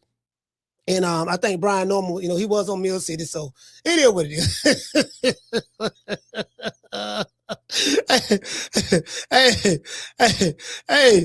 Hey, Ramon say, leave that man alone. Leave me alone. Hey, y'all remember that song? Hey, who that one that sang that song, Leave Me Alone? What the rapper name is? Hey, what the rapper name is, fam? Hey, what the rapper name is? Hold on. What's the name? Flip? What? What the name? Flip Donato? What the rapper name is that made that song? Hey, what his name is? Leave me alone. I see bumping that shit. Nigga say, leave me alone, man. God damn. Oh, hold on. What they say Flip Donato. Hey, what happened to him, Nate? What happened to Flip Donato? Where he at? Hey, Nate, where he from? Where he from, Nate? That song came out about 10 years ago. That shit came out about 10 years ago. I think. Hey, where he from, though? Where the dude from? Where he from? Let's look him up. Let's look up Flip Donato. You know what I mean? We about that fatty walk. Well, let's look him up. Yeah. Yeah, I had to, you know what I mean? I had to, you know, we going live. We went live early. We going live tomorrow, Wednesday, because I got to pick the kids. I got to pick the kids up from school. The reason why we went live early today at 1:00 our time is because you know, the kids get out of school early on Mondays. So this is the last week of school, so I got to pick them up next 3 days, so you know they get out of school. Anyway, what did he say? Hey, he said, so what did somebody Solani, what did say? She say crying ass bosses, crying ass rappers. Hey, Solani say crying ass bosses, crying ass rappers. Hey, you know what? You know what I don't get? I'm like, you know, listen, I'm gonna tell y'all something. And hey, listen, check this out. Hey, Solani, I'm gonna tell you something. I'm gonna tell all y'all something, right? See, a lot of this shit like the rap game, smoke and mirrors, right? Like, you look at a fighter or you look at a rapper, and you know, a lot of these rap niggas come out, they already rich. You know the hip hop star of the kid. All right, look here, baby boy, we got some. I know I don't shot videos before. I know. We finna call the modeling agency. Got a couple of chicks I need to come on set. How much they charge per hour. Sometimes you have to get in contact with their agent. Some of them are like actors or actresses. You got to get in contact with their SAG agent. Or just yeah, look here, man, I need a, like I'm down in Miami, so I'm down in Miami. I want a Colombian chick, I can get her. Want a Persian chick, I can, you know what I mean? I can get her. They got different flavors and stuff, right? Get in the video. All right, we finna shoot this scene now. So you might have a cinematographer on the set, or a lot of times, and he got to make sure the lighting and stuff is good, and dude shoot the video. All right, we finna play the music, y'all. All right, bam. Okay, I need all you broke ass niggas in the back. Hold the bottles in the air. Now I need y'all smiling now. Ladies, I want you to smile and shake it. And okay, we got this car right here. Now you can't neither one of y'all afford to got them car. We sit in front of the car. Now I need you to get out the car, cause they gonna see this and think this shit yours. Cause you rapping about money that you ain't got, but don't worry about that. So what it is now, so that's what's going on. And then they seeing this shit on social media and they thinking that this shit real. They thinking that this shit real. The chick ain't thinking about this dude. She know the nigga broke. She know, oh, this nigga ain't got no money. This just some just here just make this nigga look good. I don't know why they broke that nigga all in my face. And squeeze my ass too. I'm finna sue. Anyway, but yeah, okay, yeah, but anyway, yeah, so you know what I mean? There's some of the women that give them opportunity to make them some money and stuff like that, So what it is you have people, they create this illusion online that's not real. They create this illusion online. You get what I'm saying? Like, yeah, you do know like these dudes ain't the male rappers and the female rappers, they ain't got none of that shit. They ain't got none of it. I'm telling you, bro. Listen, you know what I mean? They'll go into debt just to create the illusion of wealth, to impress strangers online that they don't even know. Do you get what I'm saying? So, I mean, I respect everybody say, Nate say he from Brooklyn. Oh, he from Brooklyn? Yeah, he don't even sound like no Brooklyn rapper. He from Brooklyn? So where he at? Yeah, so you get what I'm saying? This shit, you know what I mean? This shit is, hey, what you say? She say in the early 20s, 2000s, they call them video vixens. Listen, hey, Solani, it's the same thing. You came up in the 2000s, early 2000s, it's the same thing. The video vixen, it's the same thing. The video vixen now is the Instagram model. It went from seeing them on BET, seeing them on, hey, what was them old hip hop magazines back in the day?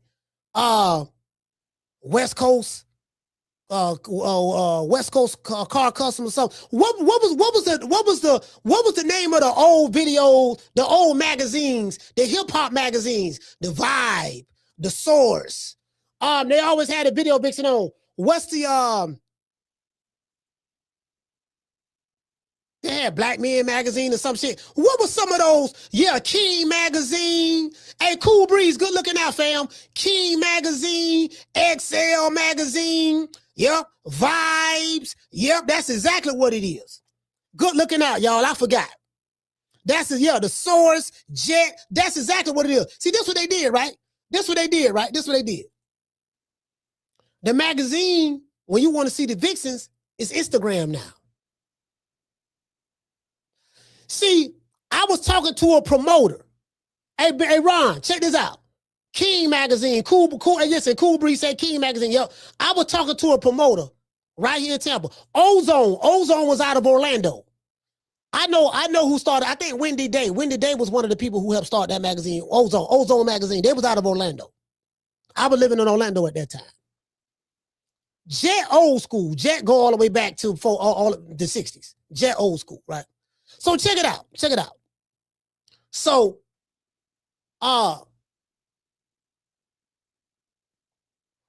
the video vixen is now the Instagram model. Carla, hold on. Well, I was talking to a promoter, and right here in Tampa, and the promoter told me, I said, what happened with the club scene? He say social media killed the club scene. I say, what? You notice people socialize differently now. When I was coming up, you had to actually go talk to a woman. Like if you like Solani or you like Miss Black Panther or you like Nay or whatever. Back then it was a different, everybody socialized back then. You had to put your game down, talk to them, stuff like that. And now they don't even do that. It's a whole different game now. I'm gonna send you a message in your DM now. And then in the club, they don't even go on the dance floor and dance. They selling sections in the clubs in America now. So we going to the club just to sit down. They playing some hot music you like. Everybody sitting in their chair doing this and dancing.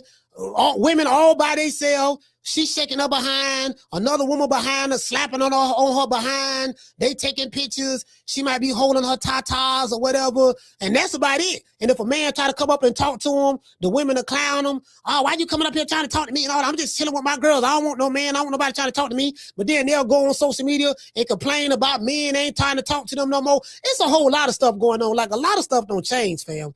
And then the men complaining. It just, what's up is down and what's down is up now. Social media changed a lot of stuff. That's what the promoter told me. This what he told me personally. He said social media killed the social scene. It killed it. And he left the promotion game. Carla, what's your name? Where you calling from? Jamie from New York checking in. Jamie, talk to me. Hey, man. How you doing, Coach? Salute, fam. Doing good. All right. So we got Mauricio crying like a bitch again, huh? Man, fuck all that crying. Motherfucker playing victim, trying to explain sanctioning fees. You know? Mauricio, nobody feels sorry for you, man. Stop that bullshit. That's what you get for cheating the people and the fighters. But, Coach, let me tell you something straight up. One of my biggest problems is with these clowns doing these interviews, man. They don't ask the hard questions. Like, for example, do you have receipts? You know, when you get paid for the sanctioning fee, where's that money going to? Mm-hmm. They don't ask, bro. You know what I'm saying? But listen, man, I need Turkey to pull all these motherfuckers out of business quick. You know, Bernard Hopkins, another fucking clown, scared to lose his job. But you know what? I wish all these fighters would stop paying the WBC. To be honest with you, you know, we all know that all the other boxing organizations had no problem with Bud. You know, they took what he gave them, right? They had no issues. And as a matter of fact, Coach, they're not even coming out defending Mauricio Suleiman because they know, bro. They know that's bad for business. What that motherfucker did, you know, he came out of the open like that, talking shit about Bud. That's what he gets, man. That shit came back and bit him in the ass, bro. But you know what? Be honest with you, bro. Let me say something, Mauricio. I know he's listening. Shut the fuck up and suck a dick. And that's my call. Salute, fam. True.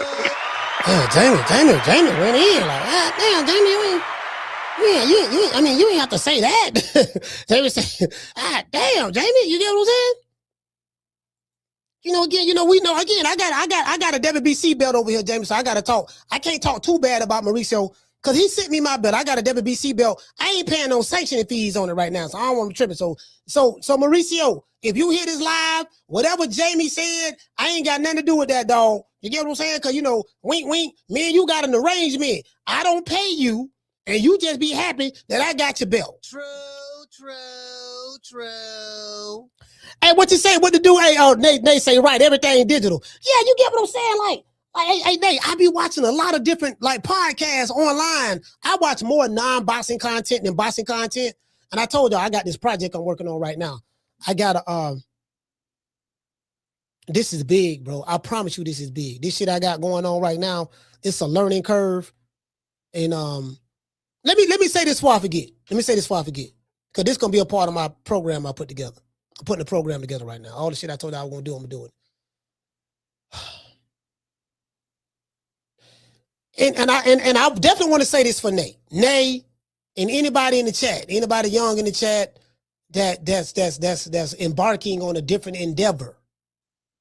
I want you to take this. What I'm going to say. Take it and hold it as law.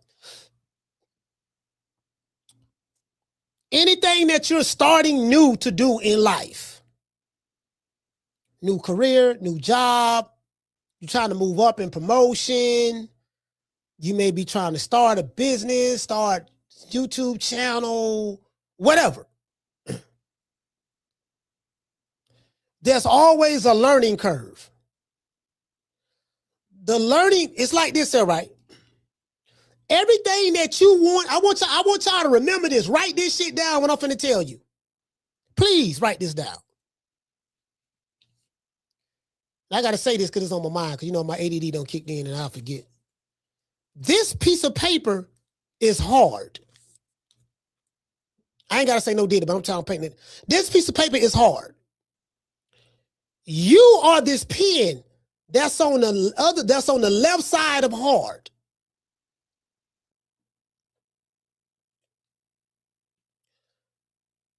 This pencil represents easy. I want y'all to look at this now. We have a pen, which is you. We have the level of difficulty or hard, right? Hard meaning difficult. And then on the other side, we have ease. Everything that you want in life is on the other side of this piece of paper, which is hard. Everything that you want in life is on the other side of hard. Everything you want in life is on the other side of difficult, right? Most people quit at things in life. I know because I've done it a lot of times. When things get hard, when things get difficult, because there's a learning curve. Anything that you're learning new in life that you're trying to apply to your everyday life, that's going to change that's going to help benefit you in the long run, and it's going to be of substance and value to you, but you got to work it, there's always a learning curve. Have you ever took up a program or tried to buy something, study something, do something, and then when it got difficult, you got confused and it got difficult, and then you quit and just walked away from it? The way, again, I'm sharing some tricks with I'm sharing some tricks with y'all because I have a marketing background. All right, we got 15 more minutes. I have a marketing background, so I'm telling y'all, is what I learned in marketing. Everything you want is on the other side of difficult. Everything you want in life is on the other side of hard, right? So I studied this. I said, why this person gave up on this? Why that person gave up? It doesn't matter who it is, black, white, whatever country you're in, nationality you're in. I studied this. People are people. No matter where they're from, people are the same. You got different people, but they still the same, right? I said, why did this person quit? And I noticed everybody quits when it gets difficult. When it's a level of difficulty, when it's a level of difficulty, that's when everybody quits. When it's a level of difficulty.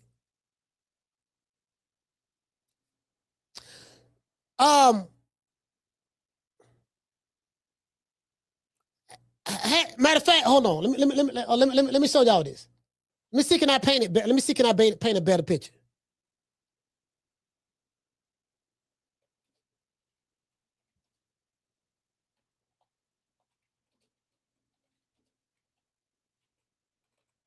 Hold on, I got something for you.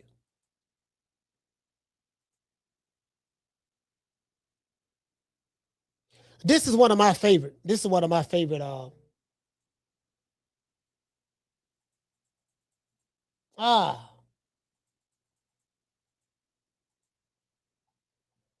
All right, let's do this. All right, let's go over here. Most people do this. This represent most people at the bottom. And most people quit at the learning curve. This probably was the hardest part of the task. He didn't have the foresight to want to keep going. He said, fuck it. I'm finna turn around and walk off. Had you kept going, you would have got to these diamonds. The prize is right here. Now, I don't know what this motherfucker up top gonna do. Now, he look like he relentless. And he gonna keep going forward. But this represents most people. 90-something% of the people. They quit. The one at the bottom. So that's what I mean. Everything you want is on the other side of difficult. You got to ask yourself, is what I'm doing worth fighting for? Just got to throw that out there. Anyways, now, guess what? Let's relate it to boxing. How does it relate to boxing? This is how it relates to boxing. You got a fight coming up. You want to fight Devin Haney. You want to fight Brian Norman Jr. You want to fight Teofimo Lopez or Shakur Stevenson or Anthony Joshua or Tyson Fury, Otis Usyk, Terence Crawford, Canelo, whoever it is you want to fight, right? Oh no. When these fighters fight,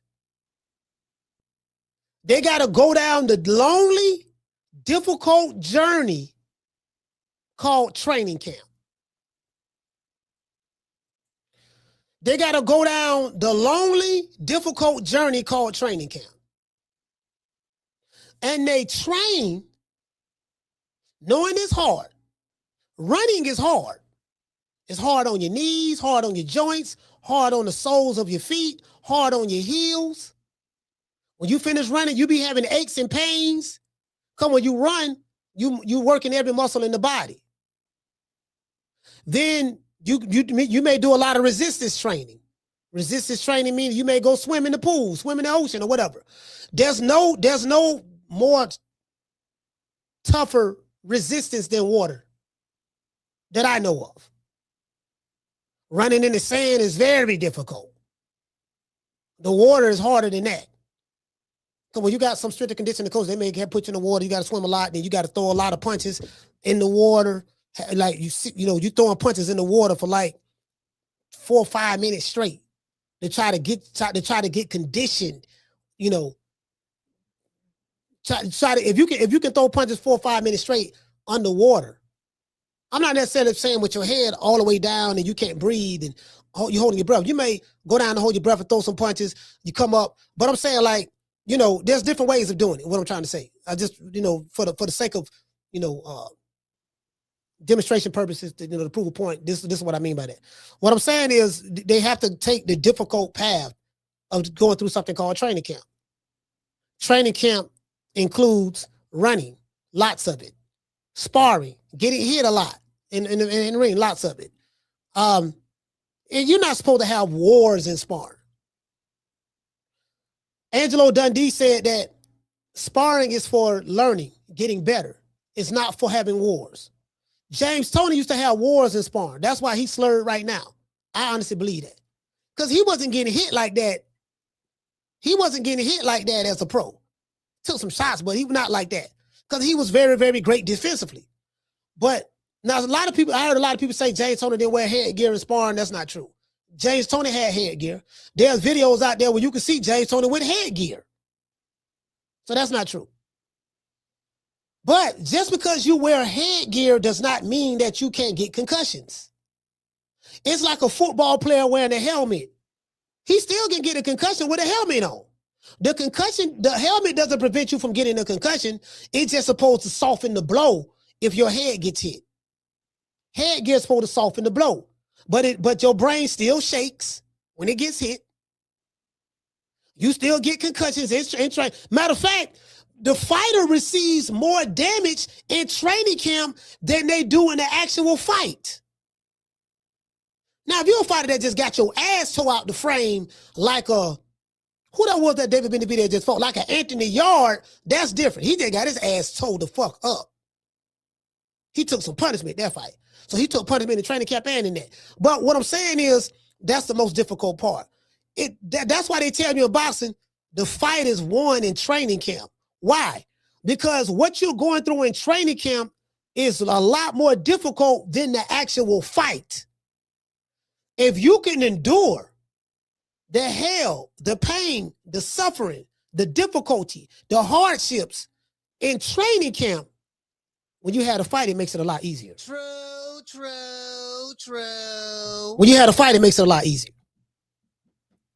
So I say all that to say this. Everything you want in life is on the other side of difficulty. It's on the other side of difficulty. And you have to have realistic expectations. And I know people who like I'm leveling up for 2026. I'm leveling up. I'm trying to go to a whole nother goddamn level.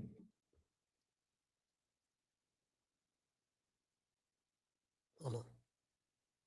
Wait a minute. Caller, what's your name? Where you calling from? Oh, hold on, fam. Damn, my bad, bro. Tony Montana, man. Talk to me. Where you calling from, brother? Man, you know where I'm calling from, man, Las Vegas, but I fell out the boot, though. I'm from 318, Shreveport, Louisiana, but I live in Vegas. All right. You hear me? Yes, sir. Oh, yeah, man. Coach, I'm going to tell you, man. I don't care about none of these other fights. I love Devin Haney and motherfucking Brian Norman Jr. But, man, the rest of these people, man, I don't care about none of these fights. That's why ain't nobody sponsoring Shakur and Tio. Yeah. Love you, Coach. Appreciate the show. All right, salute, fam. Shout out to Tony Montana. Hey, check this out. I'm glad he mentioned that. Shout out to Tila. I'm glad he mentioned that. He said nobody is sponsoring Teofimo Lopez and Shakur Stevenson fight. And I did see a video that Blue Blood Sports TV shot on it where Teofimo was complaining. Nobody wants to sponsor their fight. Who in the hell wants to sponsor a fight that's headlining a flaming racist and bigot such as a Teofimo Lopez? How you feel about black people and black fighters is well documented by your hands. Nothing no one said about you, nothing that no one put on you. This is what you said on your social media page, right? So it's well documented. What company or corporation wants to be affiliated with a flaming bigot and racist? And then you couple that with you fighting a Shakur Stevenson. Stylistically, this fight can go two ways. If Shakur chooses to fight Tio the way he fought William Cepeda, it could be a pretty good fight.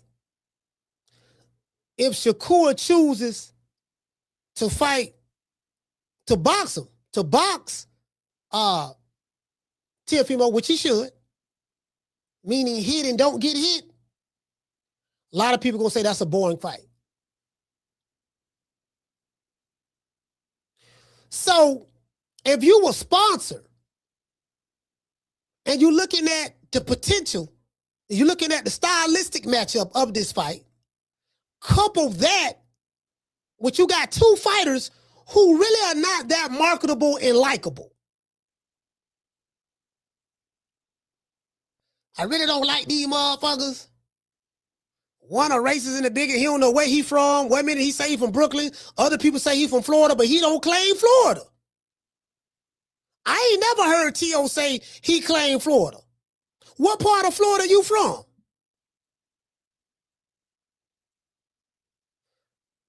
So this motherfucker don't know where he from. He Honduras, so, you know, he ain't got no fan base. Who want to sponsor that?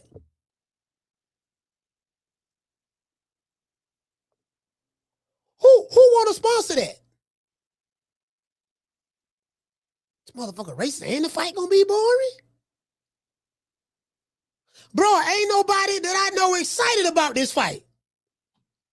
Shout out to Nate. Ain't nobody I know excited about this fight. Ain't nobody like, oh, I'm trying to tell you, boy, nigga, motherfucker, T.O., nigga. Well, you know, when it gets closer, I'm going to see, are we going to get some twistity for this fight?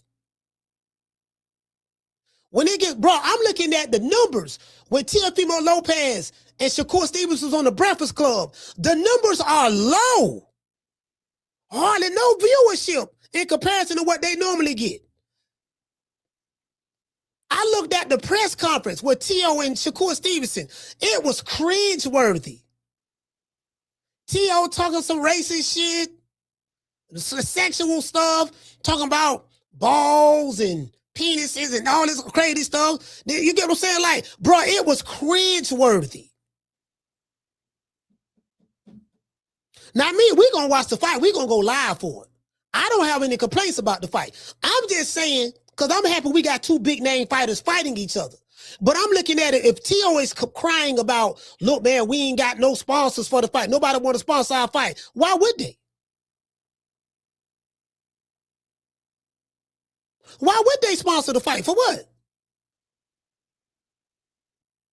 One dude, they don't know if he going to run or not. And the other dude, you don't even look good against pure boxers. You got beat. Sandor Martin beat you. You got a gift. Shout out to Bob Arum. True. You got a gift from Sandor. You got a gift in that fight. Sandor Martin dropped you twice.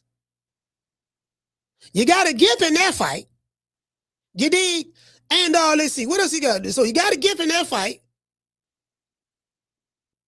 You don't look good against pure boxers. And Shakur better than them other niggas, the pure boxers you fought. And guess what? If he don't want to get hit, he ain't going to get hit. Everybody know that. It's two fighters on the planet Earth. If they don't want to get hit, I'm talking about active fighters. Guess what? Godzilla couldn't hit them. True. Guess who that is? Shakur Stevenson and Devin Haney. They don't want to get hit. You ain't hitting them. They jump back game serious. Miss Connie called them the jump back boys or something. You flinch at them, nigga don't jump 20 feet. Then when you get close, he don't coach, he don't tap you, caught you with a 2-piece. When you try to swing, he gone again. Can't hit this nigga. Nigga ain't here to be hit. Boxing is the art of hitting and not getting hit. Do you get what I'm saying? So I listen, I just want to throw that out. That's what Miss Connie said. Like me personally, I'm gonna watch the fight. But I'm saying if T.O. complaining, bro, you didn't do a good job in building your brand, making yourself marketable. You destroyed your brand personally.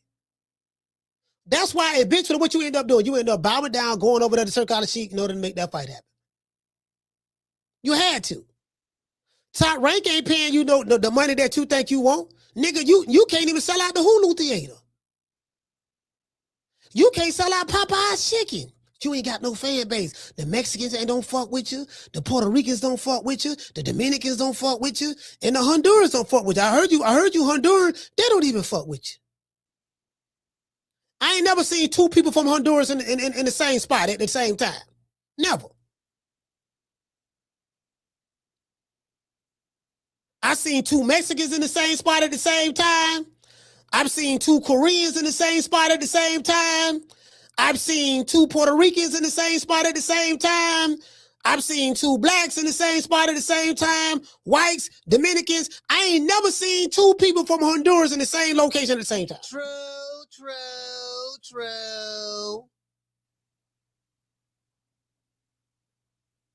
I'm just saying me. I'm not saying that they ain't in certain locations at the same time. I ain't seen them. So I say all that to say this: the man ain't got no fan base. And you couple that with him being a racist, and you couple that with Shakur being awkwardly, socially awkward, and Teofimo's talking crazy. Who want to sponsor that? Let's just be honest. We're going to rock off about 2 more minutes. Let's just be honest. Who want to sponsor that? Who want to sponsor Shakur Stevenson and Teofimo Lopez fight? Let's just be honest. Who want to sponsor that? What corporation or millionaire want to sponsor these niggas? And this ain't no shade to Shakur.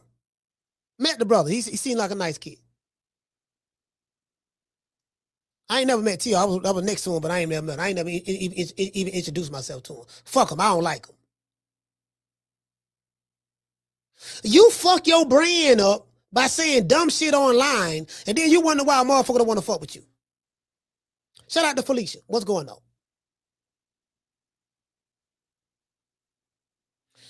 Anyway, yeah, man. What you say natural? He said he thought it would help him. Who is going to help him with? Help him with who? He said he thought it would. Well, listen. Being no, I'm not gonna lose track of the time. I'm not gonna lose track of the time. Yeah, I ain't not gonna forget to pick my kids up. He thought it would help him. Help him out. And who's gonna help him with? Other races? Well, don't seem like it's helping them. Because it's not profitable being an open flaming racist. Let me tell you something for all you racists out there. Well, it depends. It depends. It depends. If you right wing, it may help you. Even if you're a left wing racist, it may help you. They on both sides.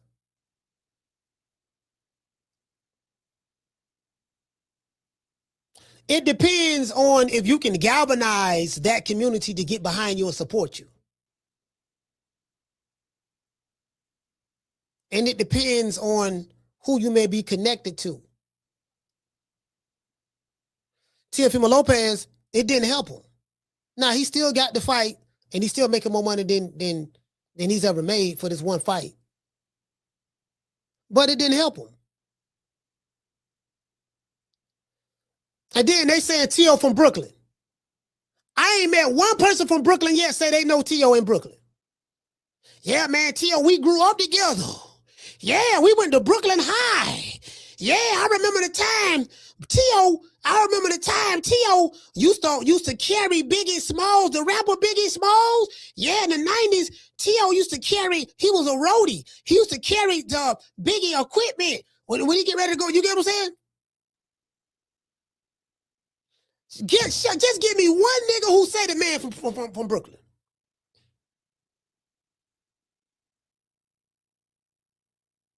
Then they go to talking about, well, yeah, man, he from Florida. I'm like, okay, I ain't got no problem with that. Where is he from? What part of Florida he from? I'm in the Gunshine State, Florida. We call Florida the Gunshine State. I'm in the Gunshine State, Florida. What part of Florida he from?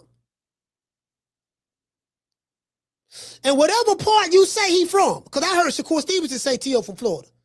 Shakur said that. I heard him say that in that press conference. He said, yo, man, he said T.O. somebody, they had the boxing tournament, they in the amateurs in Florida and all that stuff there. So Shakur did confirm he lived in Florida. Where he lived at in Florida? He ain't claiming Florida. What part of Florida he from? Hey, 96. That's all I'm saying. What part of Florida he from then? Okay, I'm from West Tampa, Florida. West Tampa is one of the 5 original neighborhoods of my city. Every city have original neighborhoods that make up that city. That was there before the expansion of the city, right?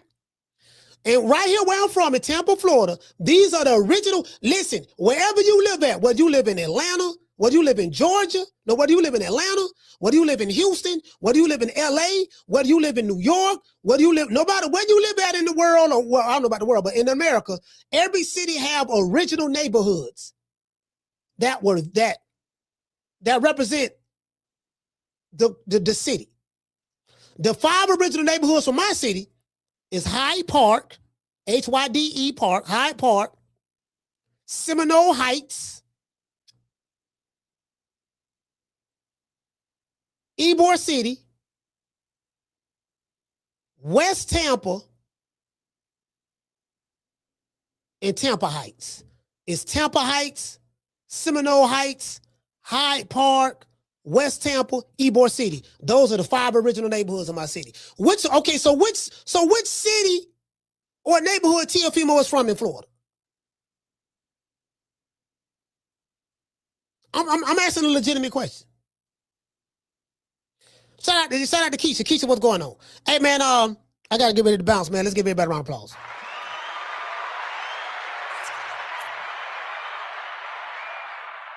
This is a short live. We will be going live tomorrow at 2 o'clock. At 2 o'clock. We'll be going live tomorrow at 2, from 2 to 4. Wednesday, we're going live at 2, from 2 to 4 East Coast time. And then after that, we'll be back on our regular schedule. Shout out to Tony Montana. Okay. Green Eyes Pete. Okay. Shout out to DJ Kate Man. Okay. Shout out to Hollow Davis. Okay. Nate the Great. Okay. WMS. Okay. Cool Breeze. Okay. Shout out to Wreck. What's going on, fam? Wreck It. Okay. Bruce Gas. Okay. Shout out to Lee Jackson. Okay. Shout out to Somali. Okay. Shout out to Curtis. He said, what is Brandon? Brandon is a city. Brandon is it's a city in Hillsborough County. Brandon, Florida is like Tampa, Florida. It's a city in here. We in the same county. Hillsborough County, they have Riverview, Plant City, Brandon, New Tampa. It's like a city within a city, basically. But it's really Tampa. It's really Tampa. You get what I'm saying? Shout out to A-Sound T. Okay. Let's see. Cooking with Sir Senior. Okay. Jamie from New York. Okay. Shout out to Ramon. Okay. Let's see. That 90s chick. Okay. Shout out to Keela. Shout out to Aquila. Okay. Let's see. Shout out to D4L. Okay. Bet you can't do it like me. Shout out to the Prez. Keisha, Big Ron, Ronald Finkley, Schoolo X-Man, shout out to Flex, shout out to Clinton. Yeah, man, it is what it is, man. Much love to everybody, man. I'm gonna give everybody else a shout out right after these messages. Oh, we got to give a shout out to the hood too. I want to thank the whole hood who came out here. I love y'all. I did this for the hood. Y'all know I beat that boy. And another thing too, again, the Teal fight. Teal was a live dog. One thing about Teofimo Lopez, I don't like him, but I'm not going to take anything away from him from his skills. Teofimo is a great fighter, and when he fight another good fighter, he step his game up. He elevate his game. So I know a lot of people are picking Shakur to beat Teofimo Lopez, but Teofimo is a live dog. He's a live dog in his fight. I'm telling you now, it is what it is. But much love.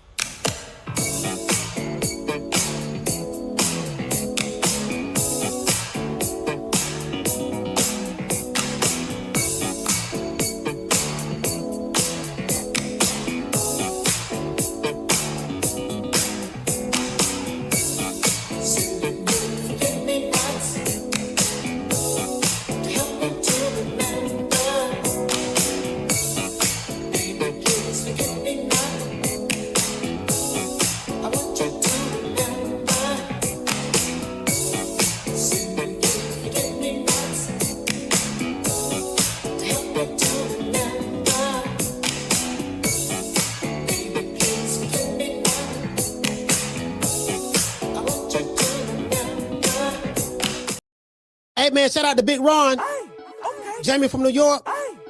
Shout out to the Prince, Nay the Great. Shout out to Keisha.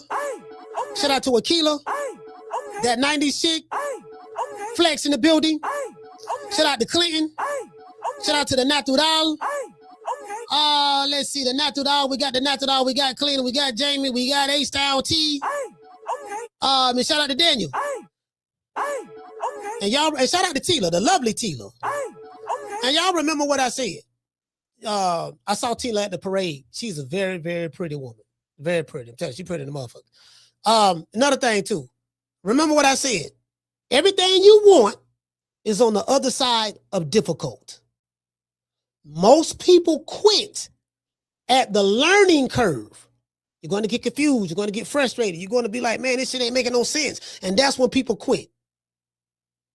If you can get over that part, endure the learning curve, I promise you, you'll start to figure it out. It'll get easy. And then next thing you know, you're going to take off. Shout out to Damien. Shout out to Damien, man, from Be More. Salute to you, brother, man. I'll catch you guys on the next one. You know my motto. Don't meet me there, beat me there. Peace. You dig? Man, I'm out of here, bro. Let's go. Man, I'm out of here, bro. Let's go.